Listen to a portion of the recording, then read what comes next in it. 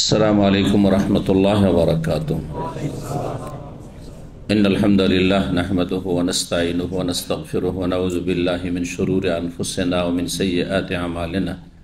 मन यहदिहिल्लाहु फला मुदिल्ल लहु व मन युद्लिल फला हादिय लहु व अशहदु अन ला इलाहा इल्लल्लाहु वहदहु ला शरीका लहु व अशहदु अन्ना मुहम्मदन अब्दुहु व रसूलुहु सल्लल्लाहु तआला अलैहि व अला आलिहि व सहबिहि व सल्लम तस्लीमन कसीरा। अम्मा बाद फ़क़द क़ाल इमाम बुखारी रहमहुल्लाहु तआला बाबुल खुतबह क़ाल हद्दसना क़बीसतु क़ाल हद्दसना सुफ़ियान अन ज़ैद इब्न अस्लम क़ाल समिअतु इब्न उमर रज़ियल्लाहु तआला अन्हुमा यक़ूल जाअ रजुलान मिनल मशरिक़ि फ़ख़तबा फ़क़ाल नबी सल्लल्लाहु अलैहि वसल्लम इन्ना मिनल बयानि लसिहरा। মহান আল্লাহর সমস্ত প্রশংসা, সালাত এবং সালাম নাজিল হোক নবী মুহাম্মদ রাসূলুল্লাহ সাল্লাল্লাহু আলাইহি ওয়াসাল্লাম। আজ জুমাবার 11ই জিলকাদা 1446 হিজরি মোতাবেক 9 মে 2025 আমাদের ধারাবাহিক আলোচনা সহিহুল বুখারীর বিবাহ পর্ব নম্বর 14। ইমাম বুখারীর এই বিবাহ পর্বের অধ্যায় নম্বর 48 থেকে আজকে শুরু করব। হাদিস নম্বর 5146 থেকে শুরু হবে। বিষয়বস্তু ইমাম বুখারী রাহিমাহুল্লাহ বলছেন বাবুল খুতবাতে, এই অধ্যায় হচ্ছে খুতবা সম্পর্কে। খুতবা মানে বক্তব্য, বক্তৃতা, ভাষণ, যাই বলেন না কেন, এ হচ্ছে খুতবার অর্থ। খুতবা মানে মা ইউখাতাবু বিহি, যা দিয়ে মানুষকে, সামনের জনগণকে সম্বোধন করা হয়, খেতাব করা হয়। খেতাব, লেকচার, বক্তব্যের ক্ষেত্রে উর্দু ভাষাতে ব্যবহার হচ্ছে।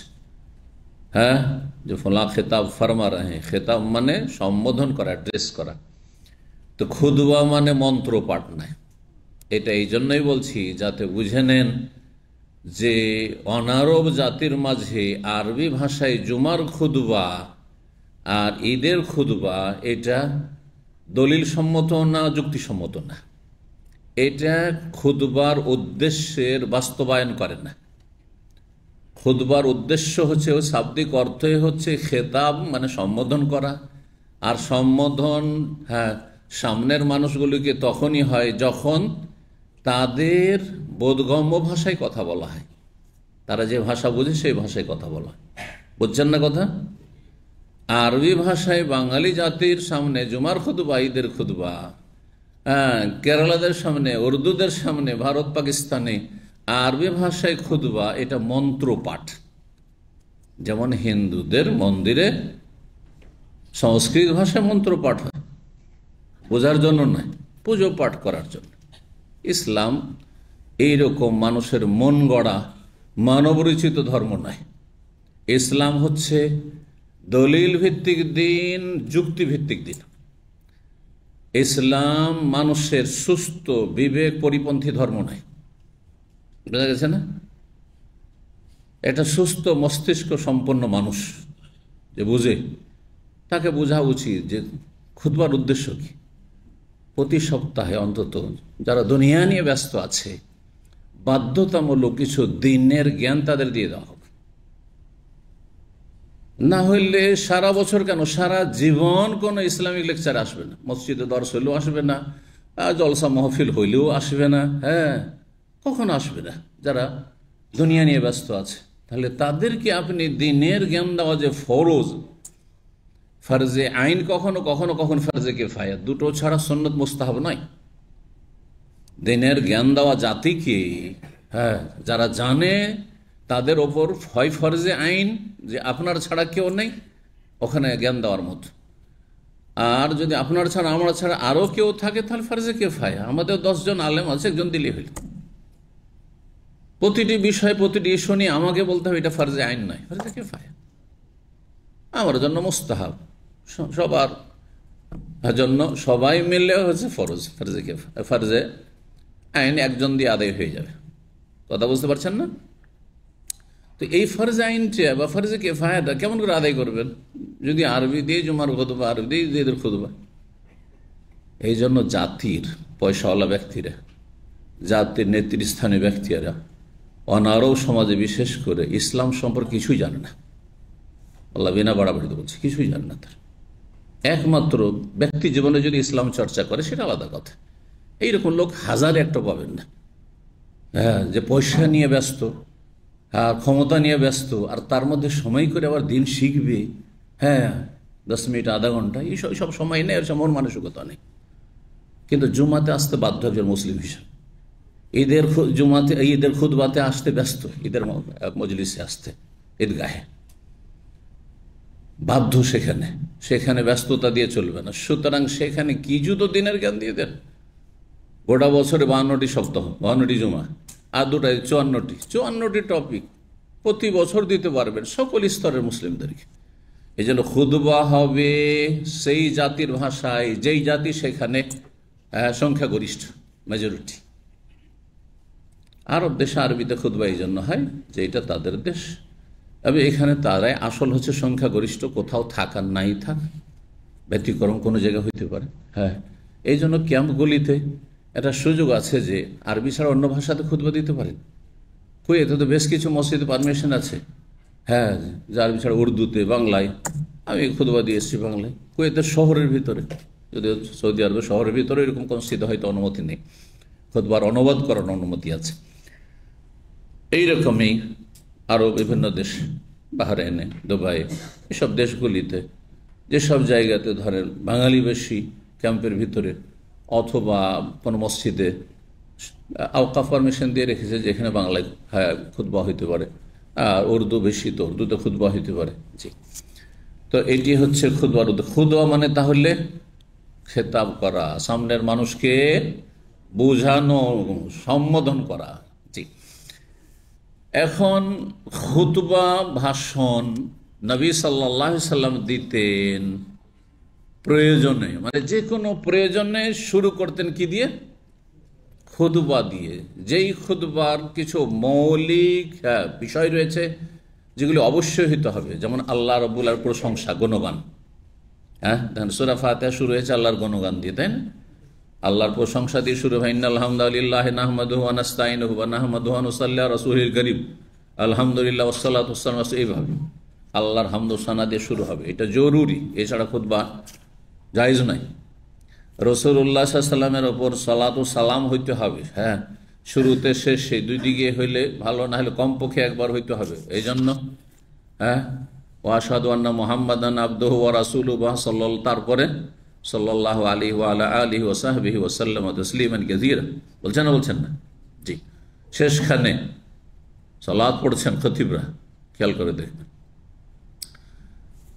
আর তাতে কিছু আয়াত হইতে হবে, কারণ খুতবা দিচ্ছেন আপনি, দ্বীনি ভাষণ দিচ্ছেন। খুতবা মানে ভাষণ, বক্তৃতা, দ্বীনি বক্তৃতা, রাজনৈতিক বক্তৃতা নয়। আর এই পয়সার, হ্যাঁ, আর এটা ইকোনমি নিয়ে, অর্থনীতি নিয়ে বক্তব্য নয়, এটা দিন নিয়ে বক্তব্য দিচ্ছেন। সুতরাং আয়াতে কোরআনই হইতে হবে কিছু, হ্যাঁ, সেটা পাঠ করেই চলে যেতে হবে, জরুরি নয়। সেটা তর্জমা যদি না বুঝে তাহলে তর্জমা তফসির সহ পড়তে হবে। কারণ অনেকে আমাদের দেশে, আমাদের আহলেদিস ভাইরা, ওই একটা হাদিসে সূরা কাফ আমি মুখস্থ করেছি জুমার খুতবা থেকে, প্রতি সপ্তাহে সূরা কাফের ওই আয়াত, আর সূরা কাফ, তারপরে হাদিসে সূরা কাফ মুখস্থ করেছে, গোটা সূরা কাফের কথা আছে, কিন্তু একটা রুকু পড়বে। এটা আংশিক সুন্নত পালন হচ্ছে, বোঝার চেষ্টা করতে বিষয়গুলি। আমরা নিজেদেরও যদি কিছু বুঝতে ঘাটতি থাকে সেগুলিকে সংশোধন করতে হবে। হাদিসে সূরা কাফ আমি মুখস্থ করেছি নবী সাল্লাল্লাহু আলাইহি ওয়াসাল্লামের জবান মোবারক থেকে খুতবায়, তো সূরা কাফ মানে গোটা সূরা কাফ নাকি এক রুকু? আপনি এক রুকুতে কেন সীমিত করলেন? তাহলে আংশিক সুন্নত হইল। তারপরে আরবদের মাঝে কোরআন তেলাওয়াত করলেও সম্বোধন হয়ে যায়, কারণ বুঝছে মাতৃভাষায় তাদের, তারা যে ভাষায় কথা বলছে কোরআন, ওই ভাষাতেই কোরআন নাযিল হচ্ছে। আলাদা করে তরজমা তাফসীর করার প্রয়োজন আছে? কিন্তু বাংলা ভাষাভাষী সামনে অত উর্দু ভাষাভাষী, আর শুধু আপনি সূরা কাফের আয়াত পড়ে রেখে দেবেন, কি বুঝলো? সূরা কাফ যে পড়তে রাসূলুল্লাহ সাল্লাল্লাহু আলাইহি ওয়াসাল্লাম জুমার খুতবায়, তার একটা রহস্য আছে। তাতে কিয়ামতের কথা রয়েছে, হ্যাঁ, তাতে হাসর নাসর কথা রয়েছে, তাতে যেই সব আকীদার বিষয়গুলি রয়েছে, এগুলি জুমার দিনে ঘটবে, এগুলি, হ্যাঁ হ্যাঁ, সৃষ্টির সূচনা ইত্যাদি। তো তাহলে এটা স্মরণ করিয়ে দেওয়া যে আজকে জুমার দিন, এই জুমার দিন এই হয়েছে, এই হবে, কিয়ামত হবে, হ্যাঁ, দুনিয়া ধ্বংস হবে, ইত্যাদি ইত্যাদি, হাসর নাসর হবে। তো এইসব বিষয়গুলি রয়েছে আসলে। তো খুতবা আর খুতবাতে মূল বিষয়বস্তু যেটা হবে সেটা হচ্ছে একটা বিশেষ বিষয় নিয়ে, আর সেটা যদি সমসাময়িক হয়, হ্যাঁ, এখন যেই সময় চলছে, যে আলোচনা প্রয়োজন, হজের সময় হজ, রমজানের সময় রমজান, হ্যাঁ, রমজানের শেষ দিকে, তাহলে এখন লাইলাতুল কাদের শেষ দশক, তাই না? হ্যাঁ, যেই সময়টাই যেই রকমের রোগ সেই সময় সেই রকম। আর এছাড়াও সাধারণ সময়গুলিতে সাধারণ যে কোনো আলোচনা হইতে পারে, কিন্তু বিষয়ভিত্তিক একটা আলোচনা হবে। খুতবা এত লম্বা নয় যে আজকালকার মাহফিলের জলসার মতো, যেহেতু পয়সা নিয়ে খতিব আসছে সেই জন্য 1 ঘন্টার খুতবা। হ্যাঁ, না না না। আবার ওই 5 থেকে 7 মিনিট 8 মিনিটের শেষ যে কিছু খতিবরা করছে, হ্যাঁ, অন্য ভাষাভাষী, সেটাও একেবারে কোনো রকম জায়েজ আদায় হচ্ছে, ফরজ আদায় হচ্ছে, কিন্তু এটা এত সংক্ষেপ হওয়াটাও বাঞ্ছনীয় নয়। এফরাত এবং তাফরিত, ছাড়াছাড়ি, বাড়াবাড়ি। খুতবা যদি 20 মিনিট থেকে 30-35 মিনিটের মধ্যে সীমিত থাকে, এটা হচ্ছে মধ্যম পন্থা অবলম্বন করা। কারণ রাসূলুল্লাহ সুন্নত হচ্ছে সালাতকে লম্বা করা, দীর্ঘায়িত করা জুমার, আর খুতবাকে কেসারুল খুতবা হাদিস রয়েছে, খুতবাকে ছোট করা। সুতরাং খুতবা ছোট মানে 7 মিনিট 10 মিনিট নয়, আর খুতবা এত লম্বা নয় যে আপনার লেকচার হয়ে গেল একবারে 1 ঘন্টা 50 মিনিট থেকে 1 ঘন্টা। শুনতে শুনতে মানুষ বিরক্ত, কি দিলেন শুরুতে শেষ পর্যন্ত কিছুই বুঝলেন, ঘুমাচ্ছে শুধু। কিন্তু যদি আধা ঘন্টার মধ্যে আপনি চুমুক কথাবার্তা বলতেন তো মানুষ উপকৃত হইতো, বিরক্তি আসতো না। আর নানা মানুষের সবাই এখানে জমা হয়েছে, জুমাতে তো সবাই জমা হচ্ছে, অনেকে বাইরে বসে থাকছে রোদরে, হ্যাঁ, কষ্টে আছে, গরমে আছে। সুতরাং আপনাকে সব দিকটা খেয়াল রাখতে হবে। আল্লাহ বোঝার তৌফিক দান করুন। কথা লম্বা হয়ে যাচ্ছে। খুতবা রাসূলুল্লাহ সাল্লাল্লাহু আলাইহি ওয়াসাল্লাম যে কোনো প্রয়োজনে পাঠ করতেন, এটা হচ্ছে বিষয়। তার মধ্যে একটি গুরুত্বপূর্ণ হাজত মানে প্রয়োজন। হাজাত মানে কি? আবার আমার দেশে হাজাত মানে পেশাব পায়খানা যাওয়া, তাই না? আবার ওইটা বুঝিয়েন না, এটা দেশি কথা, বুঝছেন না? এটা আমাদের হুজুরদের কথা। কোথায় গেছে? ভদ্র ভাষা কাজাই হাজত হয়ে গেছে। হ্যাঁ, যেমন কিছু আঞ্চলিক ভাষা আমাদের দেশে আছে, বাড়ির বাড়ির বাইরে গেছে, মানে বা পিছন দিয়ে গেছে, হ্যাঁ, এসব আছে ওই রকম। তো কথা হচ্ছে যে হাজাত মানে প্রয়োজন, আরবি ভাষা হাজাত মানে প্রয়োজন। জি, তো বিবাহ শাদী একটা প্রয়োজন, আর বিবাহ শাদী একটা ভালো কাজ, গুরুত্বপূর্ণ একটি। আম্বিয়া রাসূলুল্লাহ সুন্নাত আদায় করছেন, যখন এই কাজটি সম্পাদন করছে বিবাহ বন্ধন, তাহলে তার আগেখানে একটু বরকত হাসিল করেন, যাতে মজলিসটা বরকতপূর্ণ হয়। আর বরকত হয় আল্লাহর হামদোসানা গুণগান করলে, বরকত হয় রাসূলুল্লাহ সাল্লাল্লাহু আলাইহি ওয়াসাল্লামের জন্য দোয়া করলে, সালাতু সালাম, দরুদ ও সালাম পেশ করলে, বোঝা গেছে না? হ্যাঁ, সুন্নতি খুতবা, খুতবাতুল হাজা পাঠ করলে। তাই রাসূলুল্লাহ সাল্লাল্লাহু আলাইহি ওয়াসাল্লাম যে কোনো প্রয়োজনে খুতবাতুল হাজা পাঠ করতেন, শুধু বক্তব্যের সময় নয়। আজকাল তো বক্তারা বক্তব্যের সময়ও বানানো খুতবা পড়ছে, খুতবাতুল হাজা পড়ে না। আমি ব্যক্তিগত আলহামদুলিল্লাহ আমার লাইফে আজকে 27 বছরই শুধু জামানো হচ্ছে, আমি এটাকে মোটামুটি ধরে রেখেছি। যদি এমন সময়ের দাবি না থাকে যে খুব সংক্ষেপ করতে হবে, তাহলে সংক্ষেপে খুতবা পড়ি না, খুতবাতুল হাজা পড়ি। আমি খুতবাতুল হাজা পড়ি পুরোপুরি আয়াতগুলি সহ, সবচেয়ে ভালো, পারফেক্ট। যদি দেখি যে না একটু সংক্ষেপের প্রয়োজন রয়েছে, তখন হয়তো 3টি আয়াত পাঠ করলাম না, কিন্তু খুতবাতুল হাজাটা পড়লাম। খুতবাতুল হাজার সাথে 3টি আয়াত তাকওয়া সম্বলিত আয়াত, যাতে তাকওয়ার কথা বারবার করে, আল্লাহ ভীরুতার কথা রিপিট করা হয়েছে। কারণ মানুষের তাকওয়া, আল্লাহ ভীরুতায় মানুষকে সোজা করে দেয়। দুনিয়ার কোনো প্রশাসন সোজা করতে পারে না আমাকে আপনাকে, কিন্তু আল্লাহর ভয় আমাকে সোজা করে দিতে পারে, যে কোনো জায়গায় সোজা করে দিতে পারে। জেনা থেকে, খুন থেকে, চুরি থেকে, ডাকাতি থেকে, যত রকমের অপরাধ আছে, সার্বিক অপরাধ থেকে, ফজরে ঘুমানো থেকে, শিরিক থেকে, কুফরি থেকে, বিদআত, সব কিছু থেকে মুক্ত করে যদি আল্লাহর ভয়, যে আল্লাহর জন্য কাজ করছে, আল্লাহ দেখছেন, আল্লাহর কাছে হাজির হয়ে হিসাব দিতে হবে। আমি আল্লাহর ইবাদত করেছি কিনা, তৌহিদ ভিত্তিক, হ্যাঁ, বিদআত মুক্ত নবীর তরিকায় চলেছি কিনা, আমি পাপ মুক্ত জীবন যাপন করেছি কিনা।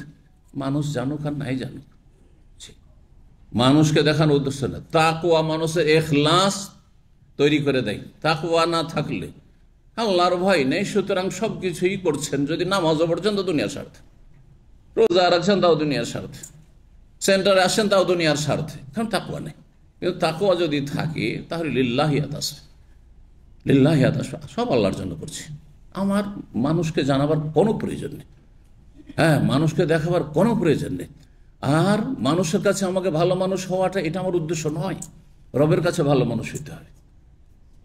এই জন্য এই রহস্যের কারণে খুতবাতুল হাজাতে 3টি এমন আয়াত পড়া মুস্তাহাব, সুন্নাত, ওয়াজিব, ফরজ নয়, যেগুলিতে বারবার ইত্তাকুল্লাহ ইত্তাকুল্লাহ ইত্তাকুল্লাহ বলা হয়েছে। জি, তো এখন বিয়ে শাদীর মজলিসে যখন বিয়ে হতে যাচ্ছে, আগে তাহলে বরকত হাসিল করেন, কারণ আল্লাহর বিসমিল্লাহ বা আলহামদুলিল্লাহ যদি না বলা হয় কোনো মজলিসে, আল্লাহর যদি গুণগান প্রশংসা না করা হয়, সেই মজলিসে বরকত হয় না। এই মর্মেও কিছু হাদিস আছে, যদিও হাদিসগুলি একটু দুর্বল, কিন্তু সবগুলি মিলে মাসলাটি প্রমাণিত হয় যে যে কোনো মজলিসে, এমনকি খাওয়া দাওয়ার মজলিসে, যেখানে পার্টি করতে বসছেন, 10 জনকে দাওয়াত দিয়েছেন আপনার বাড়িতে, শুধু দুনিয়ার আলোচনা শুরু থেকে শেষ পর্যন্ত, এসব মজলিসে বরকত নাই। না এসব খাওয়া দাওয়ায় বরকত আছে, না এসব রাত জাগরণে বরকত আছে, কিছু বরকত নাই। কিন্তু সেখানে যদি অল্প কিছু দিনের কথা হয়ে যায়, আল্লাহর নাম আসলো, আলহামদুলিল্লাহ যে আল্লাহ সব নিয়ামত দিয়েছেন, সামনে ভালো ভালো খাবার, বলে আলহামদুলিল্লাহ, হয়ে গেল, অন্তত বরকতের একটা কাজ হয়ে গেল। খাওয়া দাওয়া শুরু করে বিসমিল্লাহ বললেন, বরকতের কাজ হয়ে গেল। নবী সাল্লাল্লাহু আলাইহি ওয়াসাল্লামের কথা আলোচনা আসলো, সাল্লাল্লাহু আলাইহি ওয়াসাল্লাম, বরকতের কাজ হয়ে গেল। বিষয়গুলো মনে রাখবেন। আজকাল দুনিয়ার কোন গ্যাদারিংয়ে মুসলিমরা আল্লাহ, রসুল, আখেরাত, পরকাল, দিনের কথা আলোচনা করে না। ইল্লা মাশাআল্লাহ মুসলিম সামান্য কিছু দিনই ভাইরা হইতে পারে, তাও ব্যতিক্রম, শুধু হ্যাঁ হ্যাঁ হা হা হাসি খুশি, আমোদ ফুর্তি, বিনোদনী সব করে চলে গেল। কি করলেন আপনি?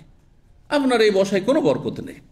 আরে বিচে বসলেন, পার্কে বসলেন, যেখানে বসেন, ছেলে মেয়ে নিয়ে, ছেলে মেয়ে খাওয়া দাওয়া করছে আর একটু খুশি করছেন, বিনোদন, তার মধ্যে আল্লাহর হামদ সানা করেন, শুকরিয়া আদায় করেন, নবী সাল্লাল্লাহু আলাইহি ওয়াসাল্লামের কথা একটু আলোচনা, নবী সাল্লাল্লাহু আলাইহি ওয়াসাল্লামের জীবনটা কেমন ছিল, তোমরা আল্লাহ কত নিয়ামত দিয়েছে। নবী সাল্লাল্লাহু আলাইহি ওয়াসাল্লাম খেজুর আর পানি খেয়ে ক্ষুধার তাড়নে ছটপট করে দুপুরবেলা বেরিয়ে গেছেন, কোনো এক আনসারির বাগানে গেলেন, খেজুর, কয়েকটা খেজুর, ওতাব খেজুর আর পানি খেয়ে তারপরে এই আয়াত পাঠ করছেন, সুম্মা লা তুসআলুন্না ইয়াওমাইযিন আনিন নাঈম। এই নিয়ামত সম্পর্কে কাল কিয়ামতে আল্লাহ জিজ্ঞাসা করবেন। ছেলে মেয়েদেরকে স্মরণ করান, আপনার বন্ধু মহলকে, আত্মীয় স্বজনকে স্মরণ করান যে এই যে নিয়ামত, এতগুলি আইটেম, আল্লাহ জিজ্ঞাসা করবেন না যেগুলো খেয়ে আল্লাহকে সন্তুষ্ট করেছ নাকি আল্লাহকে অসন্তুষ্ট করেছ। এখন খেয়ে দিয়ে গিয়ে নেকি করবে না গুনাহ করবে? খেয়ে দিয়ে ঘুমাবে ফজরে, না ফজরে হক আদায় করে রবের? এতে মানুষের সংশোধন হবে, সংস্কার হবে। আল্লাহ বোঝার তৌফিক দান করেন। আচ্ছা, বিয়েতে বিশেষভাবে বিয়ের মজলিসে এই খুতবাতুল হাজা, এই সুন্নতি খুতবা পাঠ করার কোনো দলিল স্পষ্ট আছে কি না, এটা একটা গুরুত্বপূর্ণ প্রশ্ন। ইমাম বুখারী রাহিমাহুল্লাহ অধ্যায়ে কি বলছেন? বাবুল খুতুবাতে, এবং অধ্যায়টি নিয়ে এসছেন কিসের পর্বে? বিবাহের পর্বে, তাই না? তার মানে যদিও তিনি বলেননি বাবুল খুতবাতে ফিন নিকাহে, কিন্তু উদ্দেশ্য হচ্ছে এই খুতবা, হ্যাঁ, কিসের? বিবাহের পর্বে আমি যেহেতু নিয়ে এসেছি এই চ্যাপ্টারটি, অধ্যায়টি, সুতরাং বিবাহের মজলিসের সূচনা শুরু হবে কি দিয়ে? খুতবাতুল হাজা দিয়ে। খুতবাতুল হাজা এটি হচ্ছে সুন্নাত, মুস্তাহাব, ওয়াজিব, ফরজ নয়। অর্থাৎ কোন বিয়ে যদি বিনা খুতবাতে হয়ে যায়, বরকত কম হইল কিন্তু বিয়ে হয়ে গেল। আমি বিবাহের যে বিষয়ভিত্তিক আলোচনা করেছি সেখানে বলেছি আমাদের দেশের একটি ভুল ধারণা, যদি কোনো বিয়ের মজলিসে খুতবা না পড়া হয়, এই বিয়ে হয়নি। শতকরা 80% মানুষ, 90% বলে বিয়ে হয়নি। কেন বিয়ে হয়নি ওদের? বলছে খুতবাই পড়েনি। বলবে না? বলবে না। সুন্নত ছুটলো, খুতবা হয়নি, কারণ ওইটাকে বেশি গুরুত্বের নজরে দেখেছেন। ওলি ছাড়া বিয়ে হয় না, বিনা ওলিতে যদি কোর্ট ম্যারেজ হয়ে যায়, তারপরে যেহেতু দেশের মানুষ এই নাজাইজ কাজে অভ্যস্ত হয়ে গেছে অধিকাংশ, হ্যাঁ, মজহাবের অন্ধত্বে ভুল ফতোয়ার উপর আমল করে, যে সাবালিকা মেয়ে স্বয়ং সম্পূর্ণ নিজেই গিয়ে বিয়ে বসে যেতে পারে, বাতিল বিয়ে নবী সাল্লাল্লাহু আলাইহি ওয়াসাল্লাম 3 বার করে বলছেন, কিন্তু এটার উপর আপত্তি করছেন না। হ্যাঁ, যেটা জরুরি, হ্যাঁ, সেটা যদি নাও থাকে, তারপরে হ্যাঁ ও কোর্ট ম্যারেজ করেছে, মনে বিয়ে হয়ে গেছে, না বিয়ে হয়নি, বাতিল বাতিল বাতিল নবী সাল্লাল্লাহু আলাইহি ওয়াসাল্লাম বলেছেন। কথা বলছেন না? তাহলে বোঝা গেল যে সমাজে প্রভাবিত হয়ে বা সমাজে যা প্রচলিত তাতে প্রভাবিত হয়ে যদি ইসলাম বুঝেন, তাহলে সহি ইসলাম বুঝে আসবে না। এর থেকে মুক্ত হয়ে, হ্যাঁ, নিরপেক্ষ হয়ে, হ্যাঁ, আর তারপরে মন মস্তিষ্ককে আপনি খোলা রেখে ভাইরাস মুক্ত করে কোরআন এবং হাদিস এবং সাহাবায়ে কেরামদের সালাফে সালেহিন আমল তাদের কি ছিল এগুলিকে যদি জায়গা দেন, তাহলে সহি ইসলাম, বিশুদ্ধ ইসলাম পাবেন আপনি। আশা করি আমার কথাগুলি বুঝছেন। তো কি প্রশ্ন করলাম, সেটা হচ্ছে যে নবী সাল্লাল্লাহু আলাইহি ওয়াসাল্লাম থেকে কি প্রমাণিত বা কোন হাদিস দ্বারা কি প্রমাণিত যে বিয়ের মজলিসে খুতবাতুল হাজা বা খুতবা পাঠ করতে হবে, সুন্নাত মুস্তাহাব হলো পাঠ করতে হবে। কিছু হাদিস আছে যে বিয়ে দিয়ে দিয়েছেন নবী সাল্লাল্লাহু আলাইহি ওয়াসাল্লাম, সেখানে খুতবার কোনো উল্লেখই নেই। এতবার হাদিসটি এসেছে কিন্তু খুতবার কোনো উল্লেখ নেই, এই হাদিস আছে। যেমন যে মহিলা এসে নিজেকে সমর্পণ করলো, কতবার হাদিসটি আসলো, কারণ অনেক মাসাইল সেখান থেকে ইস্তেমবাত হয়, সেই জন্য এই সহিহ বুখারীতে। কিন্তু একবারও কোথাও নাই যে নবী সাল্লাল্লাহু আলাইহি ওয়াসাল্লাম বিয়ে পড়ানোর জন্য মোহরের কথা তো জিজ্ঞাসা করলেন, আর এই লোহার আংটিও খুঁজে বললেন কি আছে না আছে, চলো কোরআন মুখস্থ আছে কিনা, কোরআনের মানে মোহরের কথা তার মানে খুব জরুরি, মোহর একটা কিছু হইতেই হবে, যদিও কোরআন শিক্ষা হোক না কেন।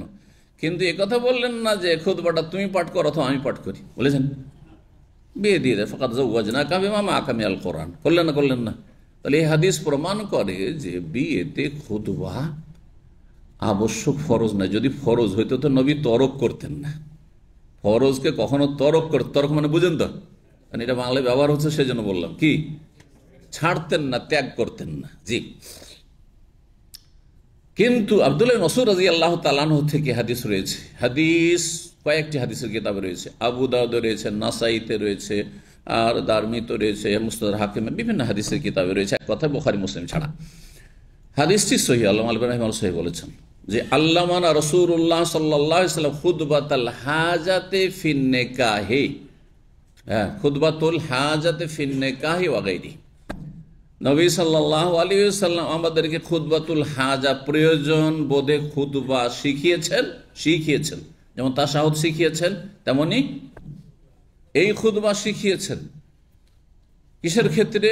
নিকাফিন নিকাহে, বিয়ের ক্ষেত্রে এবং অন্যান্য ক্ষেত্রে, যে কোনো প্রয়োজনের ক্ষেত্রে। তার মধ্যে প্রয়োজন কোনো জায়গায় একটি আলোচনা করছেন, কোনো একটি মজলিসে কয়েকজন বসছেন, যে কোনো একটা বিচার সালিসে বসছেন, বিচার সালিস ধর সামাজিক বিচার সালিস, কোন খুতবা পাঠ হয়, এটা গুরুত্বপূর্ণ বিষয়। কিন্তু খুতবাতুল হাজা সেখানে হওয়া উচিত। কোথায় এই সুন্নতগুলি? এগুলো মৃত সুন্নত। কিন্তু বিয়ের মজলিসে শুধু খুতবা হবে, আর আপনারা এত বড় একটা গুরুত্বপূর্ণ বিচার করছেন, মারামারি বিচার অথবা সেখানে বিভিন্ন রকমের যে সামাজিক অপরাধ সেগুলির বিচার, চুরি ডাকাতের বিচার, আর জেনাবা বিচারের বিচার, আর সেখানে খুতবাতুল হাজা নেই।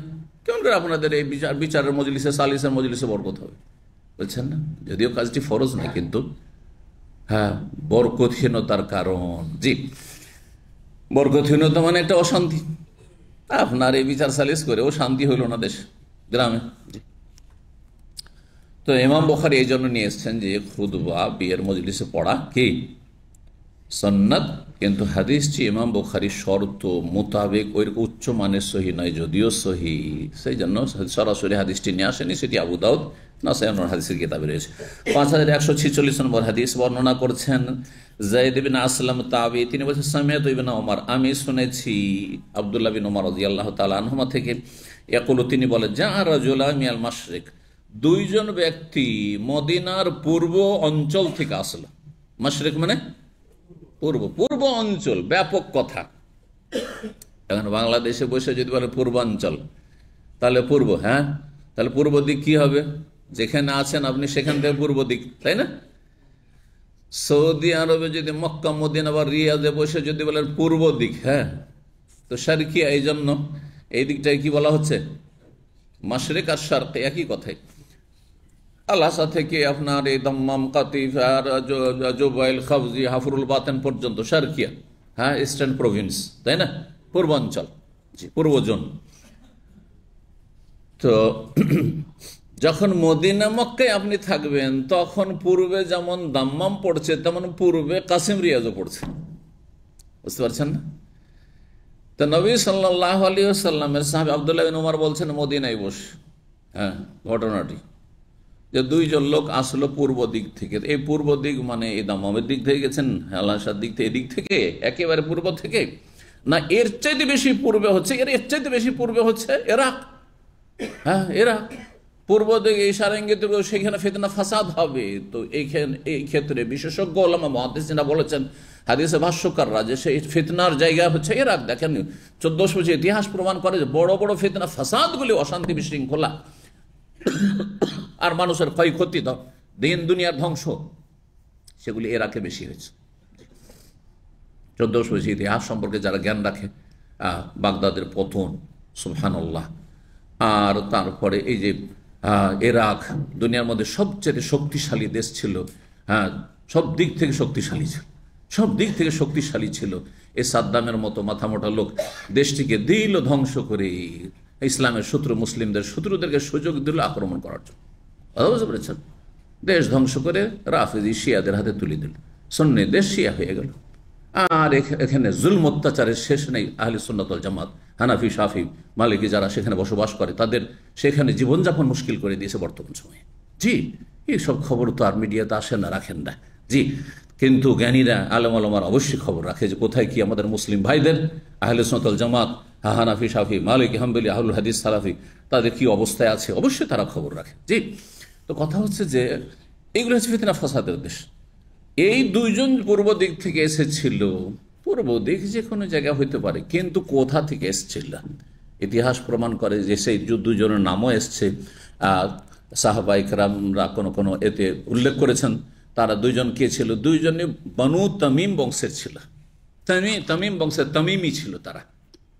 তামিম বংশের বর্তমান যুগে বড় বড় ওলামা ইকরাম রয়েছেন। জি জি, শেখ ইবনে ওসাইমিন তামিমি, শেখ বিন বাজ তামিমি, এরা সব তামিমি। জি, এই কাসিম থেকে শুরু করে রিয়াজ পর্যন্ত অধিকাংশ যতগুলি বংশ রয়েছে, অধিকাংশদের পূর্বপুরুষরা বনু তামিমি ছিল।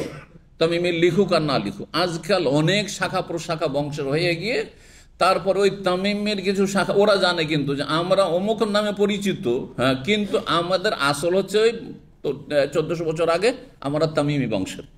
হ্যাঁ, বলছেন না, আপনারা বুঝবেন না সেটা, কিন্তু তারা ঠিকই জানে যে তাদের পূর্বপুরুষরা আগে কি নামে পরিচিত হইত। তো পূর্ব দিক থেকে এই দুইজন তামিম গোত্রের লোকেরা এসেছিল। ফাখাতাম, আর দুইজনে মদিনায় এসে ভাষণ দিল। খাতাম মানে তারা এসে বক্তৃতা দিল নবী সাল্লাল্লাহু আলাইহি ওয়াসাল্লামের সামনে। একেবারে খুব সুন্দর অলঙ্কারপূর্ণ আরবি ভাষায় এমন বক্তব্য, একেবারে বাগ্মী বক্তাতার বক্তব্য দিল, সুন্দর। নবী সাল্লাল্লাহু আলাইহি ওয়াসাল্লাম তাদের বক্তব্য শুনে অবাক হলেন যে এত সুন্দর, হ্যাঁ, মিষ্টি ভাষায় এবং বাগ্মিতার সাথে বক্তব্য করতে পারে এরা। অথচ এরা বেদুইন ছিল সব। জি, কিন্তু মাতৃভাষায় তাদের এরকম ছিল, অলঙ্কারপূর্ণ ছিল। ফাকাল নবী সাল্লাল্লাহু আলাইহি সাল্লাম, মানুষকে চমৎকৃত করল। মানুষ অবাক হয়ে গেছে তাদের ভাষণ শুনে, ভাষা শুনে। তখন নবী সাল্লাল্লাহু আলাইহি ওয়াসাল্লাম, ইন্না মিনাল বায়ানি লাসিহরা, বক্তব্যকে বায়ানও বলা হয়, বক্তব্যকে বায়ানও বলে। এখানে বায়ান বক্তব্য, এখান থেকে আমাদের দেশে বয়ান শব্দটি আছে। এক শ্রেণীর বিদআতপন্থীরা তো বয়ান বলে, আমাদের আহলে হাদিস ভাইরা তারা বলে বয়স একের বয়ান হবে, আপনারা বসে যান। এ বলাটা কেমন, এটাও শুনে রাখেন। কিন্তু ভাষাগত দিক থেকে কোনো অসুবিধা নেই, কিন্তু বিদআতীদের যে তাদের ধর্মীয় প্রচারণা, যাতে বেদাত মিশানো আর জাল কিচ্ছা কাহিনী আর স্বপ্নের ছড়াছড়ি, এইসব দিয়ে যারা ইসলামের খেদমত করে থাকে এবং ভাবে যে এইটাই হচ্ছে মানুষের সংশোধনের রাস্তা, তারা বক্তব্যকে কি বলে? বয়ান বলে। যেহেতু বেদাতীদের একটি বিশেষ ভাষায় পরিণত হয়েছে বর্তমান যুগে, সেই জন্য আমরা সেই ভাষাটি বর্জন করব, সেই ভাষাটিকে এড়িয়ে চলব। আমাদের কাছে অন্য ভাষা আছে, যাতে করে বেদাতের কি না হয়, বেদাতের গন্ধ না আসে। যারে এরাও কি ওই তরিকারই লোক নাকি? বুঝতে পারছেন না? এজন্য যারা আমার বক্তব্য হবে কোনো জায়গায় শায়েখের বয়ান হবে, পরে বলি বয়ান শব্দটা বলিয়েন না। এটা নয় যে হারাম, কিন্তু অপছন্দনীয়, আপত্তিকর। মদিনার নাম ইয়াসরিব ছিল, ছিল না? ছিল না? নবী সাল্লাল্লাহু পরে অপছন্দ করেছেন না করেননি? এখন বললে কোন হারাম কাজ করে দিলেন না, কিন্তু অপছন্দনীয়, এরকম মেলা শব্দ রয়েছে। ইমাম হোসেন, হ্যাঁ, শাব্দিক অর্থ কোনো অসুবিধা আছে? ইমাম মানে নেতা, আর হোসেন হোসেন, হোসেন নাম রাখতে অসুবিধা নেই, আর ইমাম ইমাম যদি নাম রাখ তাও অসুবিধা নেই। ইমাম হোসেন একটু শিয়াদের গন্ধ আসে, কথা বুঝতে পারছেন না? তাদের বিদাতের গন্ধ আসে, ওই জন্য ইমাম হোসেন ছেলে মেয়েদের নাম রাখবেন না আপনি, বোঝা গেছে? এইভাবে মেলা উদাহরণের আছে, যেখানে দেখবেন যে বেদাতের গন্ধ আসছে সেটাকে এড়িয়ে চলবেন আপনি। কোন একটা ভ্রান্ত ফিরকের, হ্যাঁ, কোনো বিশেষ বিশেষ টার্ম আছে, সে টার্মগুলি ব্যবহার করবেন না। তো কি বললেন নবী সাল্লাল্লাহু আলাইহি ওয়াসাল্লাম? ইন্না মিনাল বায়ানি লাসিহরা, নিশ্চয় কিছু কিছু বক্তৃতায় জাদু রয়েছে, জাদুর মতো। তাতে কি হয়? প্রভাব ফেলে শ্রোতাদের ওপর। হ্যাঁ, যাদের সামনে ভাষণ দেওয়া হয়, ভাষণে এমন তারা মানে প্রভাবিত হয় যে জাদুর মুহূর্তের মধ্যে যেমন প্রতিক্রিয়া হয়ে যায়, যে একটা সুস্থ মানুষ আর স্বাভাবিক অবস্থায় ছিল অস্বাভাবিক অবস্থা তার হয়ে যায়। হ্যাঁ, হঠাৎ করে অসুস্থ, কিছুই ছিল না তার, হঠাৎ করে অসুস্থ, কেন? জাদুর প্রতিক্রিয়া শুরু হয়েছে তার শরীরে, মন মানসিকতায়, যে কোনো অঙ্গে হইতে পারে, গোটা শরীরে হইতে পারে, পরিবারে হইতে পারে, বাড়িতে হইতে পারে, ধন সম্পদে হইতে পারে, হঠাৎ করে পতন। ঠিক তেমনি, হ্যাঁ, ঠিক তেমনি বক্তব্যে কিছু কিছু বক্তব্য, মিনাল বায়ানে, সবগুলি না, কিছু কিছু ভাষণে কি আছে? জাদু আছে, জাদুর মতো তাসির করে। যদি সেটা গঠনমূলক ভাষণ হয়, ইসলামের খেদমতে হয়, তাহলে প্রশংসনীয়, তাহলে আপনি ভালো কাজ করলেন, যে জাদুর মতো আপনার বক্তব্য দিয়ে মানুষ আকর্ষিত হচ্ছে আর হেদায়েত হচ্ছে, জান্নাতের পথ ধরছে। কিন্তু যদি শিরকি বক্তব্য হয়, বেদাতি বক্তব্য হয়, ভাষণ হয়, আর বড়ই চমৎকৃত করেছে মানুষকে, আছে না কিছু বেদাতি বক্তাদের, মান ভাইরাল বক্তা, একবার শিরক বেদাত যা বলে তাই মানুষ বিশ্বাস করে আর প্রভাবিত হয়ে যায়। হ্যাঁ, অন্ধভক্তি। অথবা ধরেন কিছু আছে ভাইরাল আছে গান বাজনার জগতে, নায়ক নায়িকা, গায়ক গায়িকা, হ্যাঁ, তাদের ফ্যান নেই, তাদের ফ্যানের অভাব নেই, কারণ তাদের কথাই জাদু আছে। হ্যাঁ, এই জাদু ধ্বংস করবে।